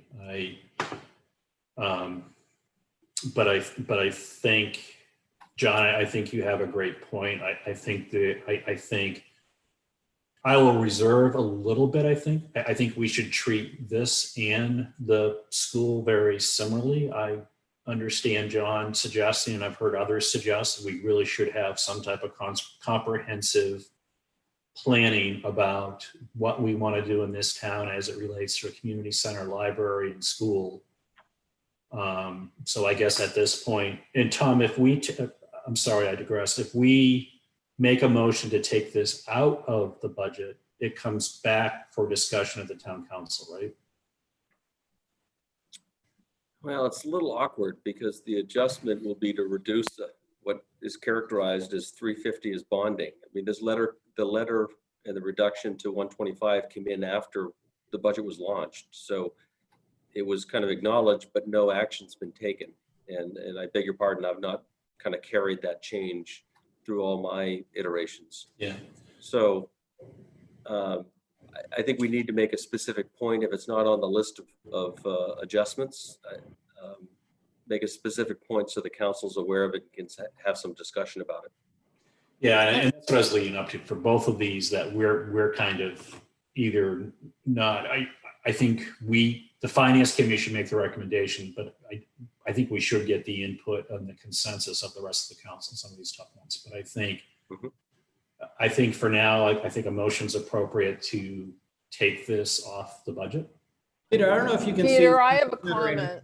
I've been. Oh, I'm waving sorry. my I hand. didn't. I'm sorry, Jean Marie. I didn't see it. It's like Hollywood Squares. I didn't see it. I know, because that's My because apologies. no, that's fine. I know it's because you get sharing up there. So the only thing I would say that I think the library is very different from the school is that the library has been in process for a while and we've already invested money.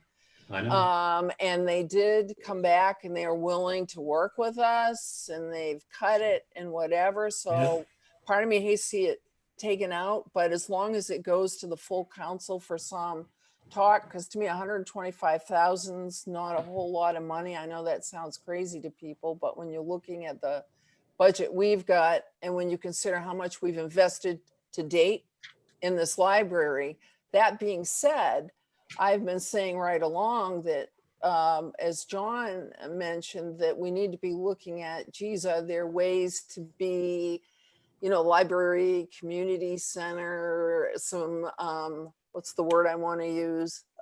Anyway, it's escaped me at this point, but to make sure we can all work together and make it work well. But I see it as very different from the school. I just wanted to say that. Yeah. Thanks. So I think the question, do we want to make a motion? I think we do so that it will generate some discussion at the council level, and clearly the line item needs to be adjusted anyways because it can't be bonded and they're no longer requesting 350. So I think I'd make a motion, Peter, to remove the 350 bonding from the municipal capital budget for the library expansion. I think that's the motion.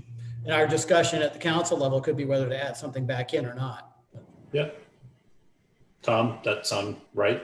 Yeah, that would be exactly the way it would come. It would be the adjustment would be to remove that 350 from bonding, and then there would be an opportunity for further amendment, I guess, or adjustment to add money back in if you wish. Betsy, do you second? Second. So I guess Colette, just kind of a call? Yes, Counselor Hayes, Yes. Counselor Clucci, Yes. Counselor Glystein. Yes. Thank you. So I think that, Larissa, you've got it up, but okay, we're on to school. And probably this school does not reflect the changes Tom has talked about. Correct. Yeah, that was the posture as of at the end of your workshop last week. So it does not include, this listing does not include any of the additional changes that the BOE finance made yesterday, nor what I proposed earlier. So maybe the way to proceed with that, if we were okay with the summary Tom did at the top, we can update this list unless there are specific questions. I mean, we didn't identify, there's 80,000 we didn't identify, right, Tom? You just had a kind of a placeholder. Yeah, and I didn't see it to be my business. I already felt a bit uncomfortable proposing that. I think that's certainly the prerogative of the BOE to figure out how that they might make that happen. It So does I- occur to me that there's a lot of moving parts, obviously, and, my pass at this was high level. So I would, for my own benefit, but I think for yours as well, I'd like to come back and do a real fine tune set of adjustments so everyone could understand exactly what's Yeah. being affected by these changes. And so Yeah. that might be a thought just to plant in your minds, that though this was pegged as your last meeting, we could probably reconvene and kind of check back in. I think I have a pretty good sense of the big picture decisions you're making, but we can come back to you with more clarity, if you will. Yeah.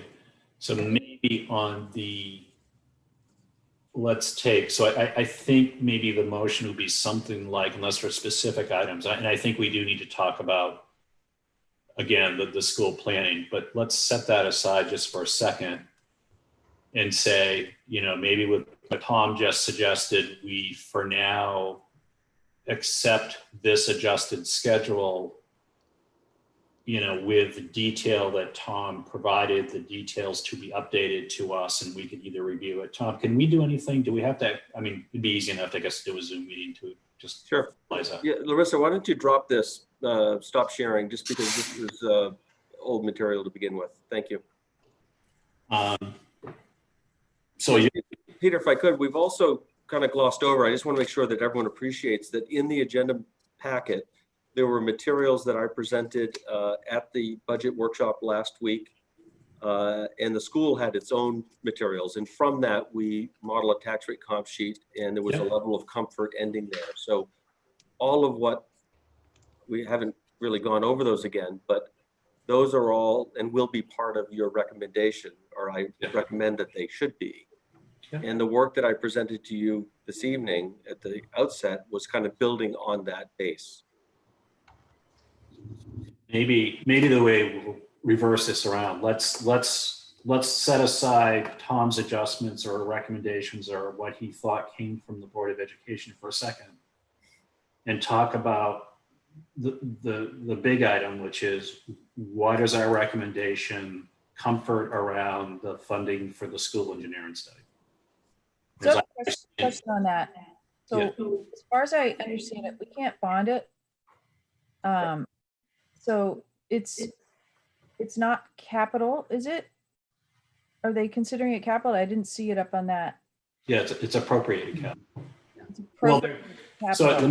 let me take a shot at it. So Betsy, I think there's a couple different things here. One is there's 100,000 that's in that budget right now for the study.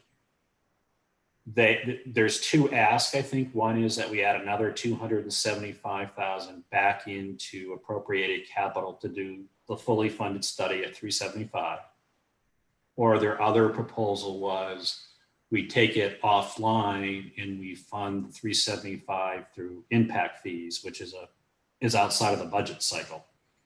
Could I offer a third alternative? Yeah, sure. Just because 100's in there and they've said that that's not enough, and I believe them at their word, but certainly there's something there to get started.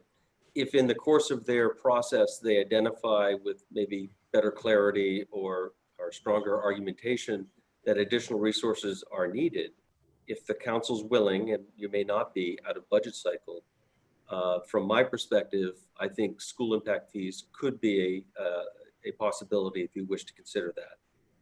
But I know out of cycle is a problem, and I think some counselors may differ on whether school impact fees are the appropriate use. But that could be a conversation that you put a pin in, so to speak, and come back at when and if it's necessary and appropriate.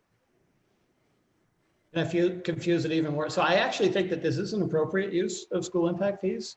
I think it'd be good if our ordinance was more specific towards an actual project, but I think this is in line with what they are collected for. Where I am though is we already carry forward what we collected 2 years ago for impact fees and apply that to debt service. I think that's a good practice. So if we want to use a portion of them for something like this, because it can be bonded or whatever, I think that's totally appropriate, but I think that it should be offset. I think the total amount that we draw from the impact fee account, it's a good practice to make it be what we collected 2 years ago. And I know that And we there's, booked that, right, Tom? That's, how much was that? That was a big number this year too, right? Because we had because we looked back 2 years, wasn't it? It was 700,000 or so, wasn't it? It's 579,000. So if we use that money next year, it brings our balance down to like 160,000. yeah, I wanted to comment on that too, because Betsy mentioned there's over $1 million in the account today, but we've already earmarked a good portion of that with authorizations from last year that just haven't been transferred yet. Right, yeah, so I wanted to follow that because once we use that money, then what's left? I think it's 163,000, right? 166, oh, am I still muted? 166,000. So there's 1.2 million in it now, and then So we don't have enough money in impact fees to actually cover what they're asking for then. Is that if we only have a balance that's uncalled for of 166, that won't fund the 275 they're asking for. yeah. So can you explain what's in there now and where you committed? So right now in the investment account, there's about 1,140,000. And out of that, we need to withdraw 742,000, I believe, to fund all of the approvals that were made for FY20. And then on top of that, next year, we have 579,000 that we're planning to use to reduce debt, to offset debt, excuse me. Which leaves us with the 166. So we have FY20 expenses that we haven't paid for yet. We haven't transferred those funds yet. We transfer them once the school or whoever has expended the monies. So that was in the FY20 budget. Correct. Okay. So Well, that puts a very different spin on it then, because there's not enough money in the impact fee. I mean, truthfully, there's going to be more money coming in next year, but you know, there's no guarantee of that, I guess. But we've kind of dug a hole for ourselves in that we're no longer going to be able to transfer the amount collected 2 years ago. Next year, it'll probably have to be something less than that. Is that accurate? Depending on how much we collect this year, next year, actually. I'm sorry, can you explain that again, John? So the practice has been to transfer what we collected 2 years ago and apply it to debt service. But because we've authorized the use for other things other than debt service, and to be fair, we collected a larger amount in the past couple of years than we normally did. Next year, we're not going to be able to apply, more than likely, the amount that we collected 2 years ago because there won't be sufficient funds available there. and I think, Betsy, the big drawdown was we ended up using it for the modulars. Right, right. And then we used it for furnishings for the modulars, I believe. So there were a couple of different withdrawals. So I think as we talk about for recommendation to the finance committee, I think it's either there's 100,000 there, it's there, so we can be fine with it and leave it. Or if it's going to track with the conversation we have, well, gee, there was some conversation, the Board of Education discussion that they weren't quite sure what 100 allowed them to do. Tom's made a counterpoint. So I think it's either kind of three things. We either don't have any money in there because we want to bring the three groups together and talk about how we move forward with library, community center, school. Or that's option A. Option B would be to leave 100 in there so they can start some work, as Tom suggests. And the third option would be that they're asking for is we fully fund it through the appropriation. So I think those are the three now, Tom, probably. Sounds right.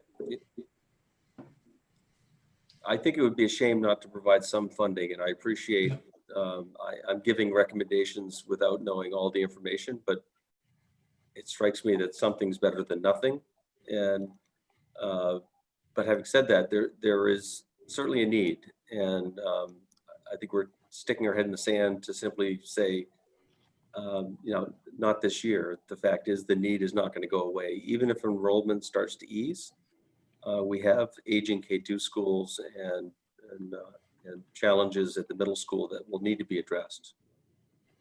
I mean, and Tom, if we tonight just take the position, let's just say we leave it in there, you're suggesting the marker, they can always go back and find other sources of funding for the balance they think they need. I mean, it's a tough, but Potentially, I think that will be a challenge to expect. no, I know. Yeah, I know. Sufficient resources to fund that. Council Hamel? Yeah, just a comment. I just want to push back on the logic around there's a need, so let's fund it in some fashion, even though we know the amount we're going to fund, 100,000 or whatever, 150 is inadequate. And oh, by the way, we haven't even validated or vetted or verified, the right approach, the right use for this money, the right solution. So this just doesn't make sense to me. Leave it as a placeholder. If you can't find a good reason for it and a good use for it, I mean, this is real money. Okay, it's only $100,000, $150,000. Well, sooner or later, the stuff adds up. I'm going to push right back on that. I just I don't agree with that. I don't think that's prudent, even in these times. I think that, and we may be even setting a precedent in terms of our use of the fees for this purpose. So it doesn't work for me.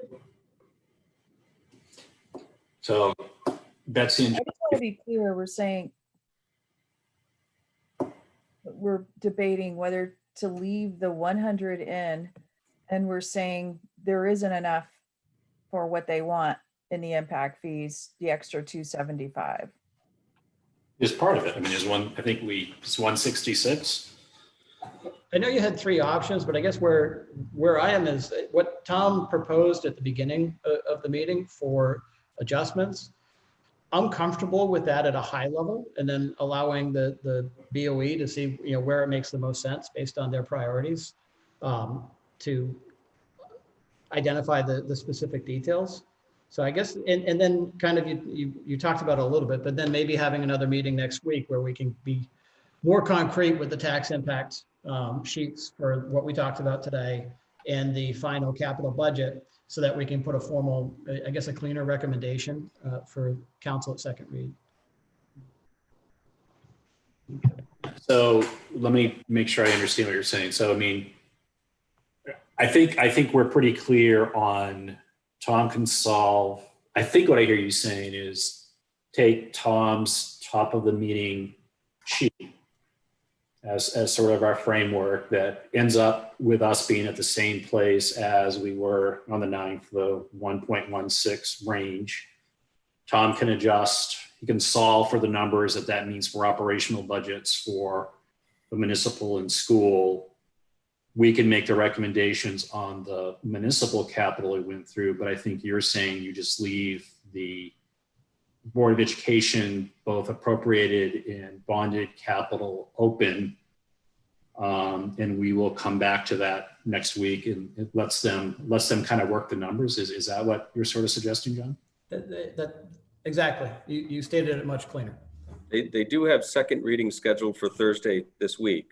Now, whether or not they're able to kind of sort that through and make some decisions formally as a full Board of Education remains to be seen. But we are on a bit of a tight timeline here, with second reading scheduled a week from tomorrow.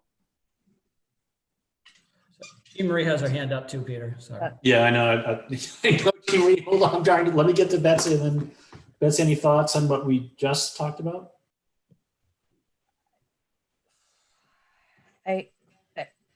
I guess I'm at this point not even totally clear on what is being requested for appropriation and what's being requested for bonding.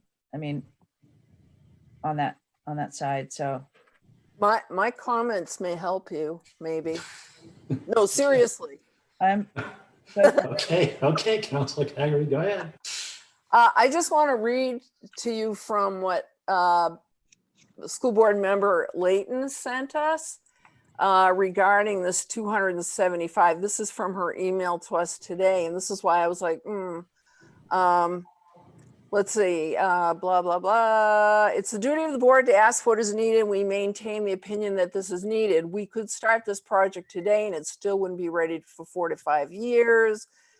And then she goes on with some other things, but she says, we have stated publicly from the beginning of this process that we need to wait and see where the numbers come in and make a decision on if we want to fully fund, partially fund, or defer the cost of the planning and design work. So while the number on that line item hadn't changed until last night, it's because it was an quote unquote item in motion and not something that we had made a concrete decision on.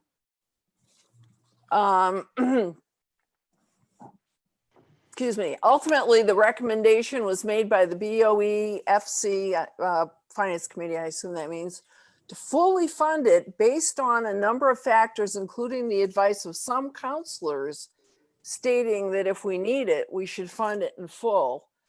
I mean, to be quite honest with you, if I were negotiating something in a real estate deal and I had this information, I'd be like, oh, great. So they're basically telling us they don't really need it right now. But that's how I'm interpreting that. So there you go. I just thought I'd throw that out there. Okay. Thank you. So, so what's the bottom line for appropriation and bond? Well, I think, I'm not sure we can do it. Well, what I think Tom is suggesting is if we go back to their capital schedule that was in the materials tonight, there's a bottom line for both bonding and appropriated. Tom is suggesting to make adjustments to that based on what he thinks the Board of Education, and he's had conversations today, and I think you're taking 67,100 out of appropriations, Tom, of things they identified. Correct. That they went through the list on their finance committee yesterday, and those are items that they said that they could delay or not do. I think Tom is potentially putting on there another 82,900. And I think to get to John's point, we're not specifically saying which items those are. That's for them to kind of work through. So there's 150 that will come off of the appropriated amounts from that sheet. And I don't know if Larissa's on. What? What's the appropriated amount on that sheet? It was in the materials. I don't have it in front of us. I don't know if Larissa just had it pulled up. I don't know if Larissa's still on and can go back. We do also have a tax rate comp sheet that fairly accurately models what I presented earlier. So it's 1.15 million or? No, so I think Larissa just had something up on their capital that showed both bond and appropriated capital. It was as of Right. 6/9, right? Correct. So that So total, 984 is what is the total appropriation? Or Well, they summed in bond too? the way they do their schedules, they don't seem, they just have the B or the A. So if you're looking at the same screen I am, of these, the capital equipment purchases, it's 1.15 million is where they started from. As amended as of 6/4, it was 984. And then Tom is proposed, then I think, Larissa, there's probably another sheet that there's capital equipment and there's also, yeah. And is there a total at the bottom? No. It doesn't. So I think, Betsy, I'm not sure we have it tonight, but if you go back to these sheets, and I think what Tom was suggesting that over the next couple of days, we could get a cleaned up copy of this. Mhm. I think John's suggesting that we come back and review the school capital budget, and a little bit of difference in the way it's set up is actually the town council approves the capital and budgets. Is that correct, Tom? Yes. Yes. So I think that's an aggregate. I'm not sure the numbers, I think Tom can do it, but again, we are suggesting based on what is taking 150 out of the appropriated capital, moving 150 for the tech refresh that was appropriated to bonding, taking out 757,000. That is a combination of the STEM lab. I'm assuming it's the STEM lab construction, the garage, and Yeah, I'm afraid I don't know the full breakdown. I just Yep, know okay. that's the total amount that they were recommending. Yeah, so you're going to come back with a breakdown of appropriation and bond, and then highlight what you're talking about. And you're going to come back with that in one sheet. Is that right? So, Well, some of it I would rely on the BOE to figure out. I mean, I've just given you order of magnitude. Far be it from me, I'm not telling them what to change, but there would be some work on their part. yeah, that's fine. Can you say what the bottom line from your sheet appropriation is and the bottom line bond? What is the bottom line? No, I'm sorry, I don't have that calculation. I didn't have time. I do have a tax rate comp sheet that models and reflects the effect of what I presented earlier this evening, if that's helpful. I think that might get her the bottom line number. So Sure. Larissa, you should have received an email from Ruth during the course of this meeting. but I don't think Betsy, you're asking for the bottom line number of capital, both appropriated and bonded, right? And Well, I'm more interested in appropriated, so I'm assuming that number was 618, 628.15. What is it? Yeah. What is it now? I'm proposing you reduce it by 300. So it's 3. Well, it's what Tom's proposing is it's reduced right out. 338.15. Is that what we're looking at then? I believe so. But then the revenue is going to go up 150 for the. middle Fair school. enough. Yeah. But Betsy, on the capital, this sheet Tom summarized at the top is a direct reduction of 150 out of appropriated in moving 150 from appropriated to bonded. So it's moving it from one bucket to the other. You have to scroll down, right? We have to scroll a little more. There it is, 328.15. All right. So this sheet captures the kind of the big picture that I started with. You'll see, let's start right at the top. You may recall the tax rate comp sheet as of last week, June 9, had the municipal at just 1% gross increase. We're now at 0.7. That's reflective of the changes that I brought forward this evening. Schools has modified down from 3.3 to 3.1, again, based on their proposed changes. And you'll see Ruth did as I asked. She's called out pandemic costs separately. And for this exercise, we simply reflected, that 538,820. If the council wished to augment that further, that's certainly your prerogative. But again, this is an exercise to see what is a potential path forward. And so if you go to the bottom line, you'll see that there's not an appreciable change. In fact, there's a slight further reduction. Actually, that's no change. Exactly the same. Yeah. It's exactly the same. And this doesn't include the impact. I think you're saying it doesn't include the impact of borrowing $6.38 million.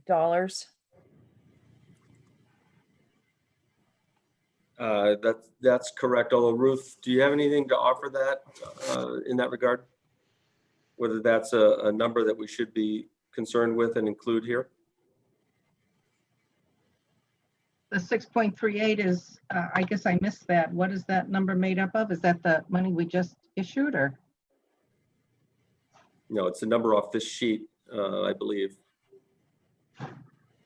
It's the planned capital revenue for FY21.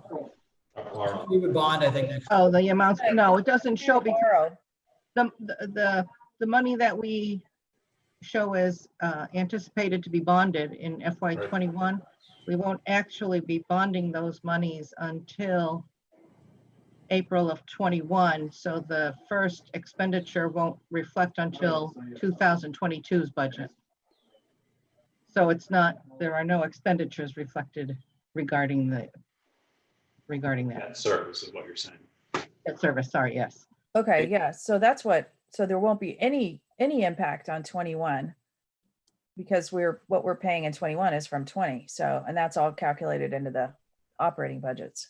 Okay, thanks.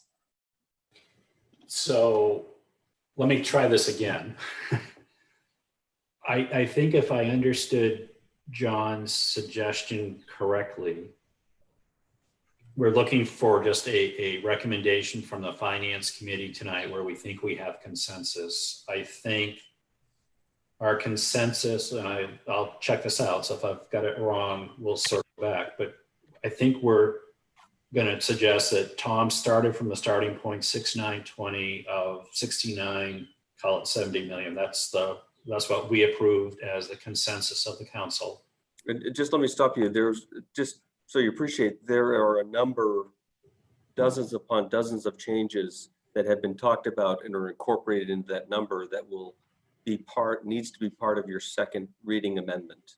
Yeah. So I just want to make sure everyone understands that place. And then from there, we've had discussion this evening as well. Yep. But for purposes of, so I think, John, let me make sure. So I think you suggested for now, it might be an approach is adopt this as is. We will bring back to the town council on the capital discussion, the discussions that we have had around ladder truck, turf field, library expansion are things that we have made some recommendations on. Let the Board of Education work through what these numbers look like as they rework sort of their capital and their operational budget. And we will reconvene, and Tom, we're convening, so maybe next Tuesday, reconvene to kind of put the final approval or acceptance of the sort of total Board of Education budget with all the moving parts we've been talking about. Yeah, I wonder if there's any appetite to meet by the end of this week. And I say that just for everyone's benefit. It would be nice to have a clean, as clear as possible recommendation available for the agenda packet on Friday for the public. Yeah, so you said they meet Thursday night. Can people meet Friday morning or sometime Friday as a finance committee? I think we can make it work. I mean, honestly, going through the tax rate calculation was a big part of what I was looking for next week. So you just covered that. And the other, I think, final detail to wrap up is the school line item capital budget. Yep. And then I think we're ready to make a full recommendation. Yep. So can we do that, Tom? I think you're asking us to do that Friday if we can, though, right? I suspect the public and your colleagues would appreciate the benefit of some time to understand what your recommendation is. I fear if you wait till Tuesday, they won't see it until sometime during the day on Wednesday and the votes that night. So, that's going to put some compression on us to turn things around, but I think time, circumstance demands it. So John and Betsy, does that work with your guys' schedule on Friday, or is Friday a crazy day for you guys? No, it's fine. I'll make it work. Okay. Anything else, Betsy, John? Have we covered? We did talk parts of about the overlay. Yes, yeah, that's a good point. We were, I think, there's been some concerns expressed about, so we're all set with the part in court that we won, Tom, that you described to us. We're all set. We've paid all that money. The over assessment, all that's paid. There's nothing left to pay on that. Correct. And to really put a stake in the heart of it, there was some potential of them being able to appeal to the U.S. Supreme Court. That time has since lapsed just last week. So there was no opportunity. I'm absolutely confident that matter is done. And the Tom, abatement. Go ahead, sorry. don't we still owe a balance on that? We were waiting, the 350 at one point in time that we had done an overlay for that went into the general fund?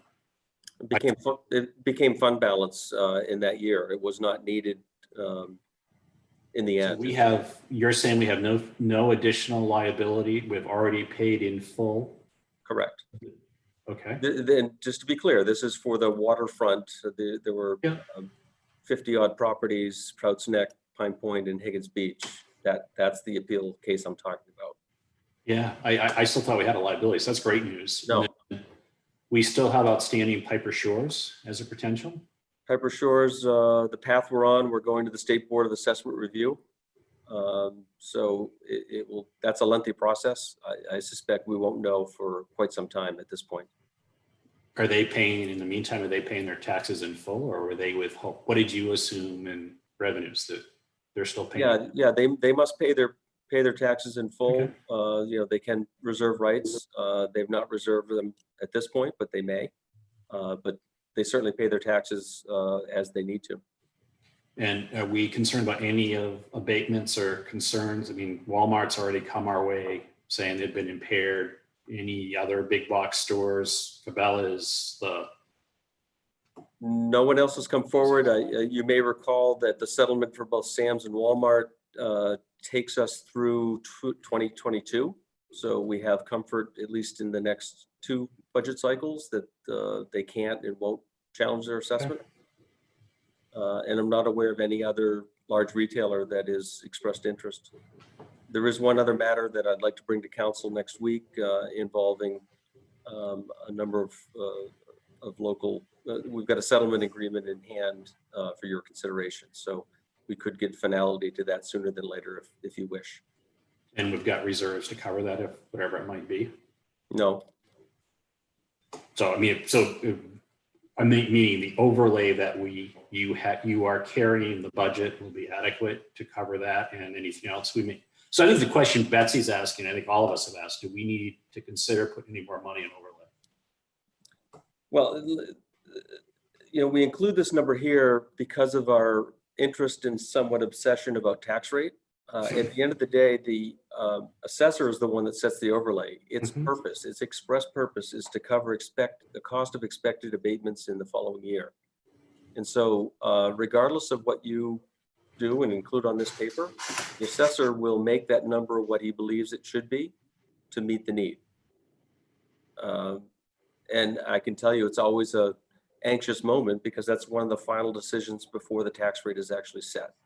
But under law, it's the assessor's obligation to set the appropriate overlay amount.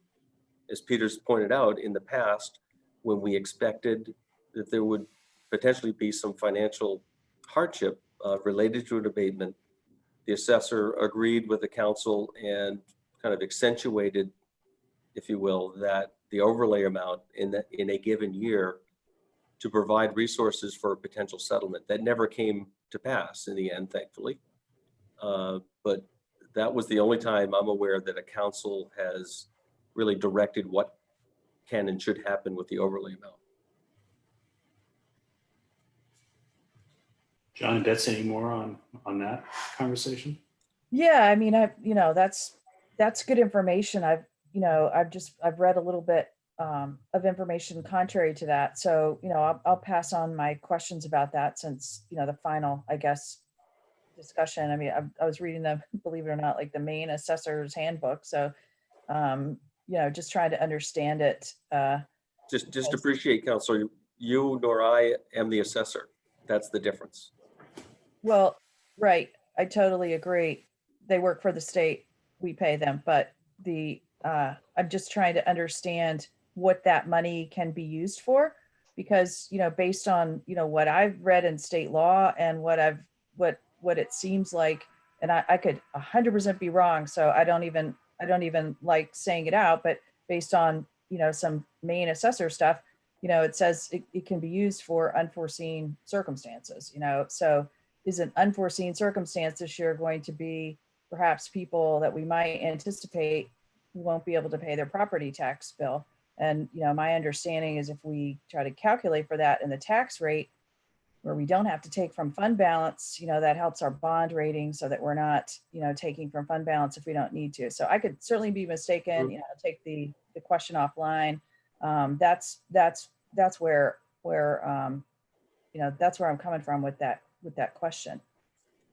Yeah, you mentioned poverty tax abatements. That is a different animal, but any abatements that would be granted by way of poverty would come out of that same fund. So to the extent that we may be experiencing a unique situation in that regard, that may be something that needs to be factored in. Which is something I think maybe we've used before when there was a series of folks that weren't able to pay and we didn't want to foreclose, and that was my understandanding. Very sparingly, but it's available to folks. And you're right, we may see an increase in interest and application for that in the coming year, given the situation. Poverty abatement, would that be something the assessor would set, or would that be something that the council would set? Council is the one who grants that. And that would still would be under the category overlay? Yes, but keep in mind, these are typically residential. It's only residential property taxpayers qualify to make that request. Okay. And those are small amounts, relatively speaking. Very often they're not a full abatement, they're partial. Again, Right, the partial. circumstances really dictate, but there's much smaller amounts rather than tens or hundreds of thousands of dollars. They're hundreds and thousands of dollars, so to speak. Okay, all right, thanks. John, anything? Yeah, honestly, I'm trying to triangulate the math between how this tax rate computation works versus how the assessor's spreadsheet works when they come up with the final tax rate. And I'm struggling. I because he doesn't input the 69,989, the bottom line number, he breaks it out. Like the homestead exemption, all that stuff is accounted for in the valuation. And then there's separate line items for reimbursement. So, but I guess, so if it's his number to set, it's his number to set. Where I would, given the uncertainty around, that exists in our budget, I would be supportive of creating a cushion somehow, some way. And I don't know what the best mechanism for doing that is right now. If you can't do it through overlay, I don't know where.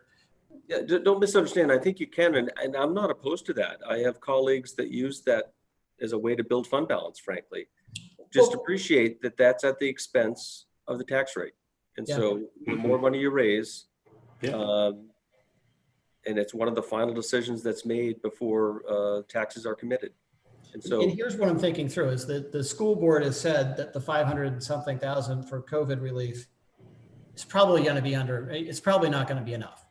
And, but I don't necessarily want to put more in that fund, but then to the extent that we might need to fund something mid-year or as we're, entering the year next year, it'd be nice to have something to potentially draw on. Would you be able to access the funds for something like that? Or would it just be kind of a trade-off between fund balance and overlay? At the end technically, you'd be accessing fund balance kind of, but overlay to the extent that it's not needed, it's money raised through taxation, it's not needed to support operations, it becomes fund balance. So it would replenish.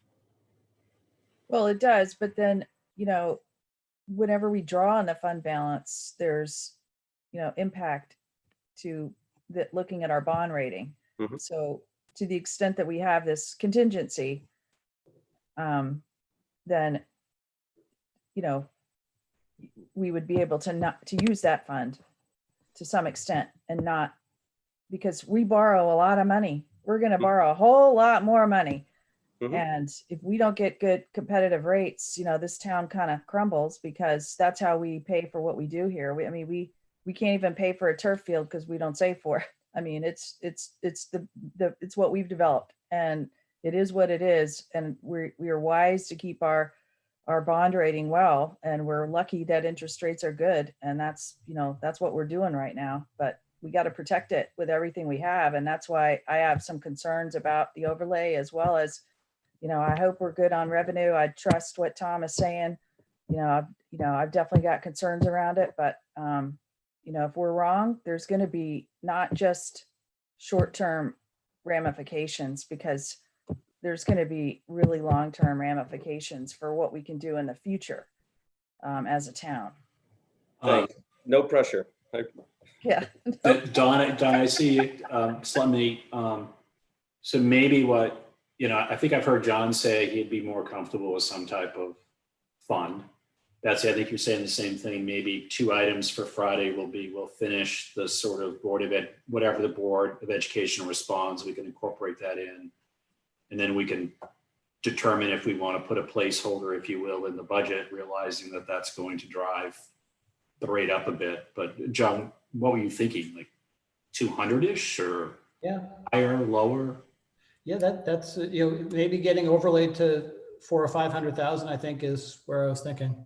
Well, it only drives the rate up if we don't get any more spending cuts. I don't want to call them cuts. Correct. But, if we don't identify anything else, so I guess I thought until today, I thought the library 125 was in.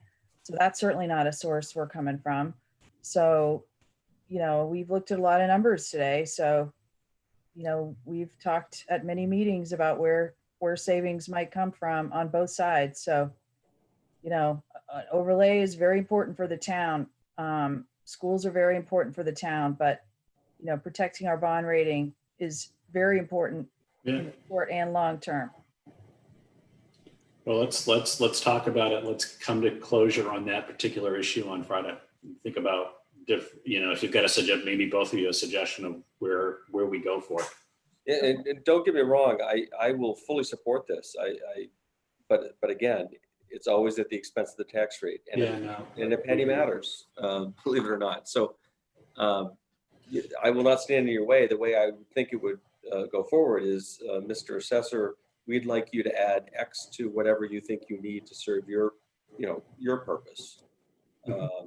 So getting clarity in that regard would be very helpful, and I'm sure he'd be receptive. And so let me just understand, Peter, I know we got to go because it's already been a long meeting, but DOE is going to have their second reading. So on Friday, we'll have what they want, bottom line. Is that correct? Well, I hope what will happen is I think with Tom, I think this gives some clarity to where we are.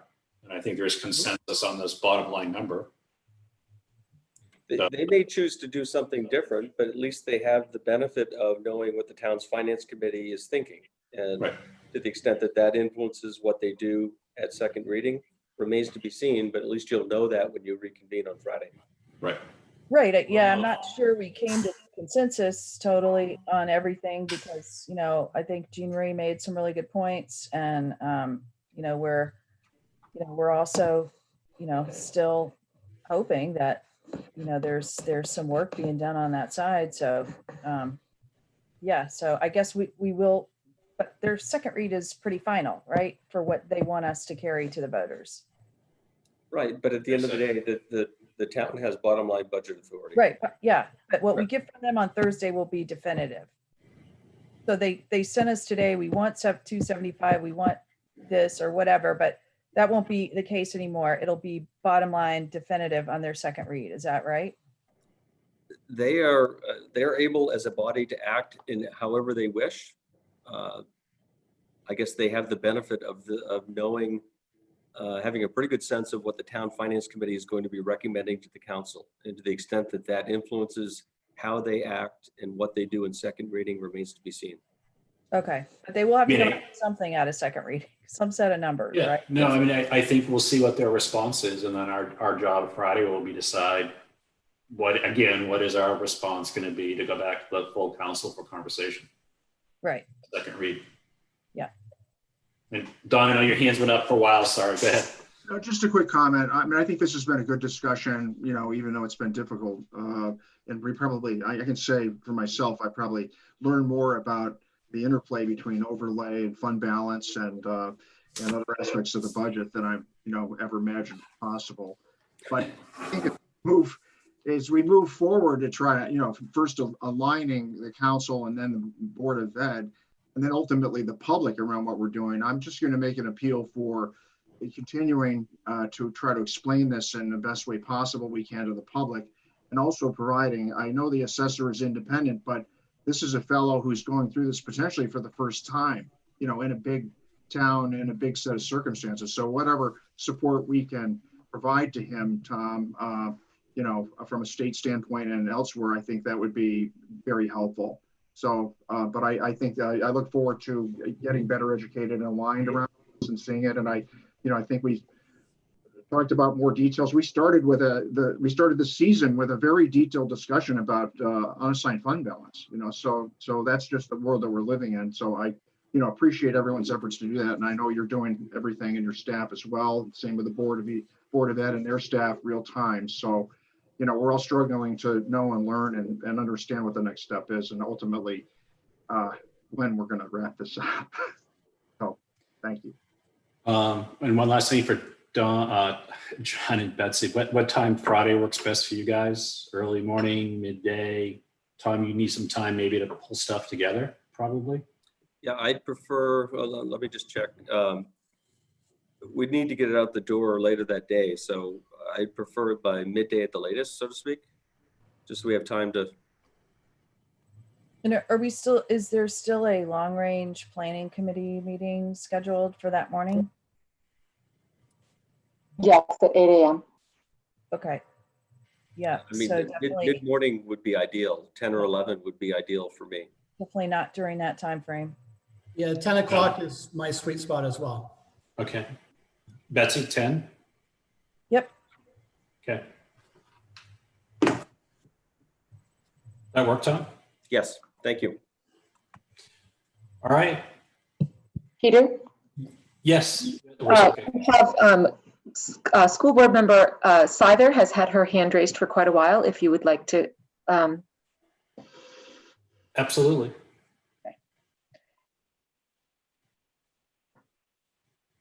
Do I need to do something? Nope.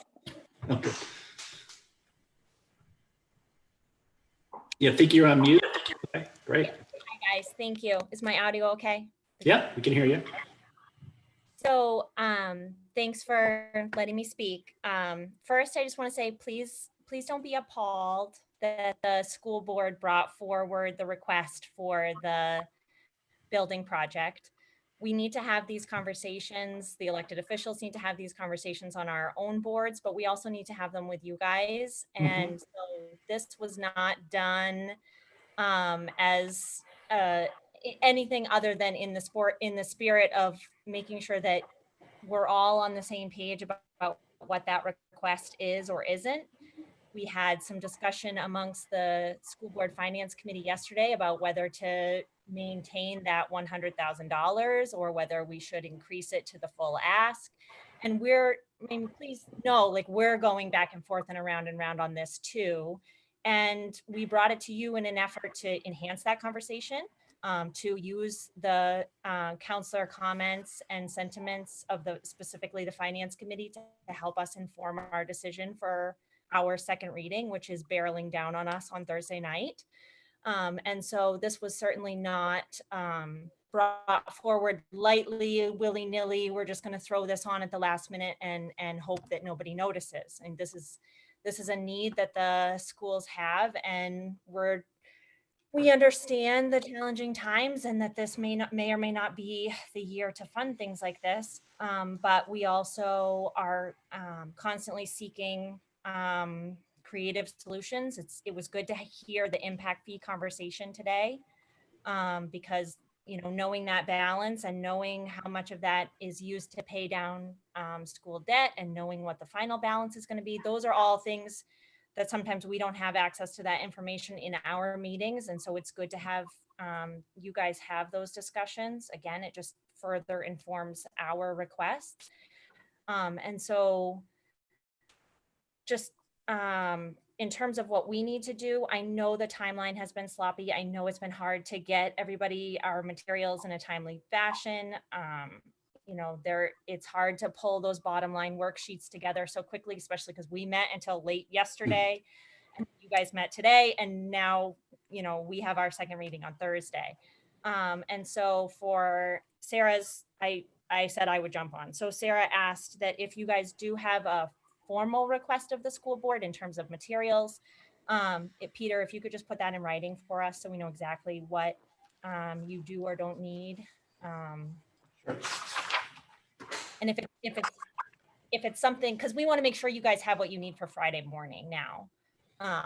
Speaking of timelines that keep getting changed. But if what we approve at our second reading rather on Thursday night, it should be a clean, polished copy of everything that we are endorsing and voting on. And so if that's all you need for Friday morning, then that's great. But if there's something additional that we can supply you guys with, just giving us a heads up on that so that we can ask our staff. Yeah, April, I think building off what Betsy had asked for, I think that the critical piece would be Tom has on his sheets made some markers anyway for changes in appropriation, changes in, the capital schedules. So if Kate could just kind of clean those up. So what's still in, what's still out. I think that's what Betsy was asking for, just seeing, John, is that helpful? Is that what you were thinking too? Yeah, I mean, I think what we were down to is the capital. Well, there was a portion of Tom's spreadsheet that was coming from operations too. But then a portion coming from the capital plan. So we're just clean copies of those so that we can pass that on for our second read. But the numbers, what we'd be looking for is you to make the numbers tied to what Tom had come up with. So that we don't have to make line item decisions about the school capital plan. Right. And we will do that the best we can. I was trying to do quick math to reconcile Tom's sheet with what we had. I know, Tom, me too. I would like a copy of the sheet too. I've got some ideas, April, if you're interested. I would actually love that. We're all relatively new to this. Keep in mind, guys, this is only our finance committee's second budget cycle doing this, and we're trying to do this on the computer during a pandemic with my 4 kids beating down the door. So, we really are, I know that emotions run high, including mine, and that, this is incredibly stressful. We're all trying to do the best we can. And so if there's anything that we can provide you guys that we haven't, then we absolutely will try and provide you guys the clarity that you need. And to Tom's point, I was on the fence. If you watch yesterday's meeting, I was personally on the fence about putting the 350 back into the CIP. But I ultimately, first I was outruled. The majority of the finance committee wanted to do that. But second of all, I did say that I would be in support of it for this conversation, because, if we don't bring our full needs to the town council and we don't have these conversations about, how other ways we can fund them, if that's how we end up in a situation where a year from now, nobody knows that the school board actually needed $375,000. So I think the more we say it and the more we put that need out there and the more we address how we're going to meet that need at some point, the better off we all are. So I appreciate the conversation today, guys. And thank you. We missed the last part. What was the last part? I just thank you. Oh, let thank you. Me know if you need anything else or if you have any other questions. Thank you.